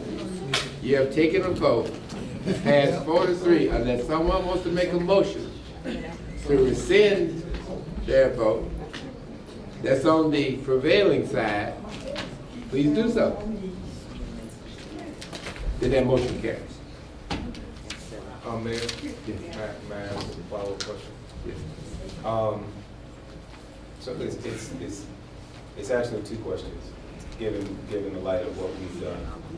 Because the $145,000 didn't include flying people down and housing them. So might we need to keep that $145,000 for flying candidates down and housing them before we move it? And then number 2. Excuse me. And my second. Mr. Clay, you have the floor. And my, because that will be something that we will have to do for candidates. My second question would be, in light of the decision that we've made, now when can we see the resumes of the 10 qualified candidates? You still won't see it. Still won't see them? No, it's not your job. All right, ladies and gentlemen, we're gonna have to cut this. The vote has been making, and I'll say again, if you want to rescind your vote, and if you are on the prevailing side, then you can do it now. That not being the fact that motion has passed. Mr. Clerk? Mr. Mayor, you are now at the mayor and city council comments. Okay, we'll start with Mr. Khalid. You want to comment? What I will commit to council is that we will work out a timeline and present it to council as to when certain things would be available. And Councilman Cleve, you don't see any of the applications till they get them down to a short list. So you're talking a good 60 days or so, and you're only going to see their top candidates. But we will give you a timeline for the process. My question is, do you want to bring both back in-house, police chief and manager? Because that RFP dealt with both of them. It did not deal with just one. I want the police chief to remain national. Let me ask you, that was not what was voted on. It's not, so why are we even in it? Yeah, I mean, it's not what, the maker of the motion, when he made his motion, it was what's on the floor. We were talking about police chief, and we were talking about, city manager. So that that's his motion, motion. both of them went away. So we're doing police chief Okay, so hold up. and manager in-house. Hold up, council, we're gonna have a motion. I understand we're about to have a motion to rescind. Yes. Then vote. Okay. Make your motion. I'm gonna make a motion to rescind my vote. I thought it was just the city manager. It's not, if it's not the city man, I don't want the city manager and police chief lumped into this. Yes, second? Second. All right, she's on the prevailing side. Discussion. She has the right, this discussion. Mr. Mayor, I want to just ask the clerk what he has my motion as. Because I didn't say anything about nothing but the city manager. That is correct. Right, that is correct? That is correct, it was just the city manager. No. What is it? The motion was to allow the HR director to complete the executive search process without needing to hire a firm. I don't believe that his motion, if we go back and play the record, that his motion separated anything. I don't think it did. Okay, I got a motion on the floor, did I get a second? Yes. Okay, I got a motion on the floor, got a second, she's on the prevailing side. Any further discussion? Hearing none, all those in favor? I'm sorry. I'm sorry, I do have some discussion. Go ahead. Yeah, I just want us to be mindful as we think about these different opportunities. We heard overwhelmingly on the public safety that they wanted us to do a national search. I also recall the HR wavered a little bit today, but I know I heard previously that y'all didn't have the bandwidth to do that in transition. I know sometimes this council can be intimidating, but stand in your professional expertise. If you don't have the ability to do it, let's not do it in-house. Okay, well, you're about to get there. Go ahead. So a couple questions. Now that we are talking about police chiefs as well, is there a job position posted for police chief? Or do we have any applicants already for that? The police chief position has not been posted on our website. It is in the RFP. As it relates to our bandwidth and our ability to handle it, we do not recommend that we do the police chief search. There are specialized skills and requirements that I think a search firm is going to be able to better benefit the city. As it relates to the city manager, again, that's the time and energy that it will take for us. We'll find the time if that's the will of the council. Do we have the time with all the transition? No. I think that, we're gonna continue that everything not germane to the point. We got a motion on the floor. Exactly. Go ahead, Mr. Lee. What transitions are we doing right now? Can you say? We're preparing for Parks and Rec, as well as police and fire. Parks and Rec In are January. coming over in January, Right, and the there's- police in February. There's still correct? preparation that has to take place. We have to have meetings with every single one of those employees. We have to prepare benefit packages and offer letters for every single one of those employees. We're still drafting a handbook. There are just lots of other things that we're in the process of doing. We're still building our retirement and pension plan. So there are lots of things that we're working on. Thank you. And again, we will do. I understand. I just wanted to know exactly. Yes. you know, what the timeframe. Go ahead. What the time frame is for doing each individual thing. And I knew that, you know, that Parks and Recs is far out in January and the other two, February and March. And so I was just wondering. And then I wonder if we need to take a motion on both together or if we should separate it. We've already established that they were together. There is a motion on the floor to rescind from the prevailing side. Yes. And what was? The question I want to ask Zena and Aquila, can you handle the city manager search? No. Okay, excuse me. Go ahead, Again, answer you the know, we question. stand together as a team. There are lots of things that we have to do. We have the open enrollment. I can go down the list of all of the things that we have to do right now. Am I gonna stand here and say we can't do it? No, we'll work tirelessly to get it done. We're gonna do what needs to be done for the city. But is it reasonable? I don't think so, to do a national search for city manager.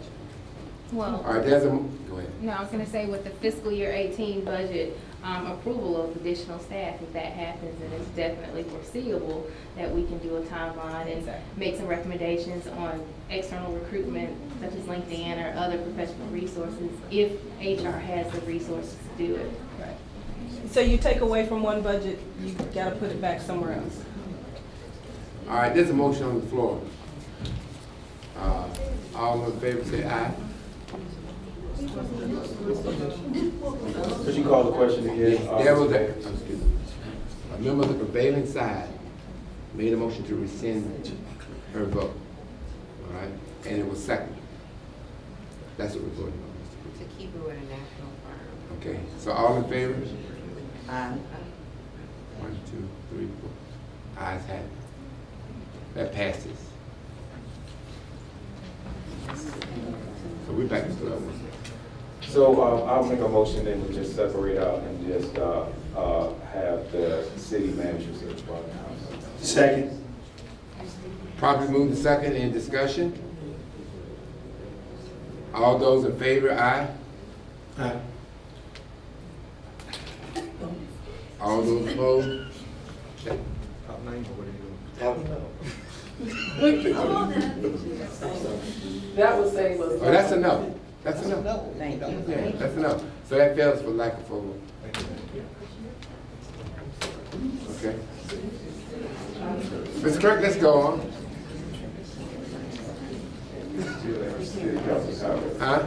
Okay, let's start with the comments. Excuse me.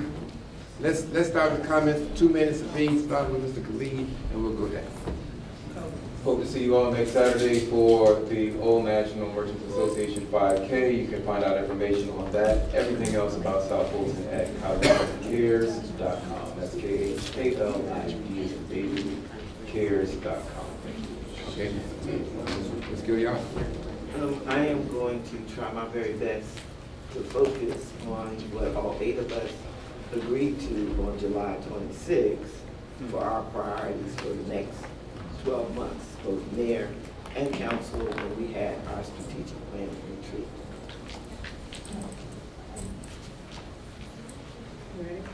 I concur with Councilwoman Gilliard. On October 23rd, I will be having my town hall meeting at Wolf Creek Library, and then also too, you can follow me on Facebook and get more information about things that are happening in the community. Thank you. I have an upcoming meeting at Wolf Creek, October 18th. I encourage residents in District 1, but it's open to any resident of the city of South Fulton. I also want to say that kudos to our Fulton County Police, Fire, and Fulton County Marshals who did a phenomenal job. And I also want to recognize Wayne Wright. He was on the case during our emergency response, making sure he was reporting down trees. And I just appreciate the hard work. I would like to say thank you to all of our public safety, especially our police for helping out with the only senior living center we have in the city of South Fulton. They were out of power and needed food, and Fulton County Police And also our mayor made calls to make sure the food was donated, and Fulton County Police joined in and helped the mayor serve, and also Councilwoman Rowell and myself assisted the mayor in serving the QLS. So I want to tell you all thank you very much. Thank you to our Marshal, Antonio Johnson. We did not have to call him for help. He called and offered help to us, to the city. And that's what teamwork is all about. I want to, we have a first fall festival that I am working with Parks and Recreation to do on October 26th. That is Friday, October 26th. I need park volunteers and ambassadors. So please get in touch with me if you want to help with the first Welcome All Fall Festival on Friday, October 26th. We are looking for neighborhoods to participate and set up tables and give kids candy. And also I have a town hall meeting and listening session on October 7th at Welcome All Park. So that is in my newsletter. And if you are not getting my newsletter, please email me your email responses. Thank you. Ms. Jackson? I'd just like to thank all the first responders for helping out on this past, 3 days? I just got lights today.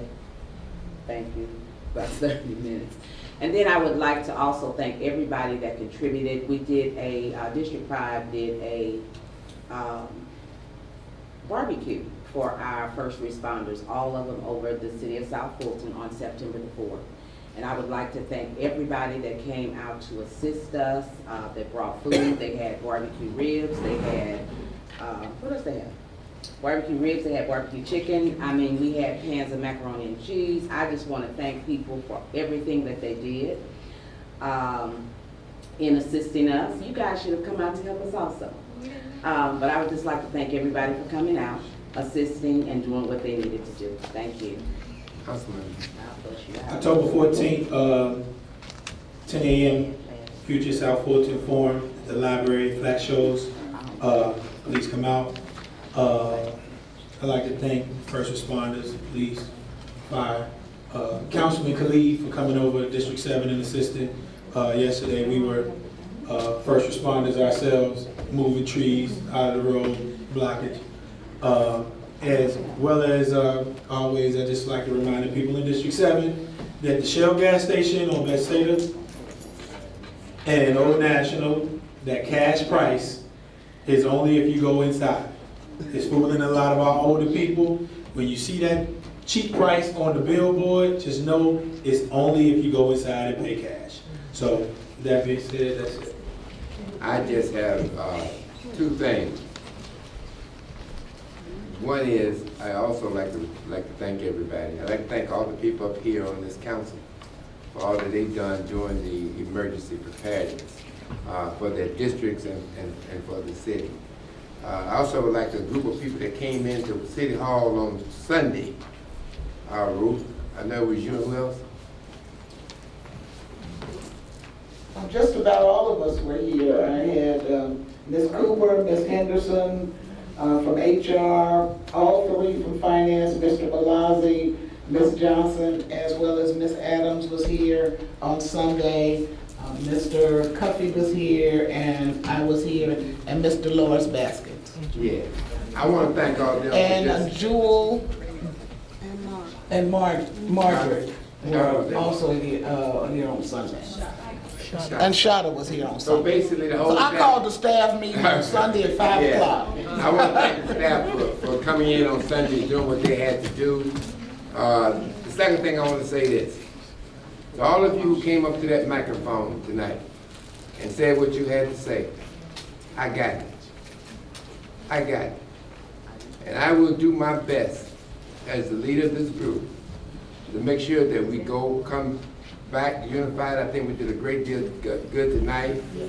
We started, even with the fact that me and Mr. Baker having a conversation about the seal that's going to come into something proof.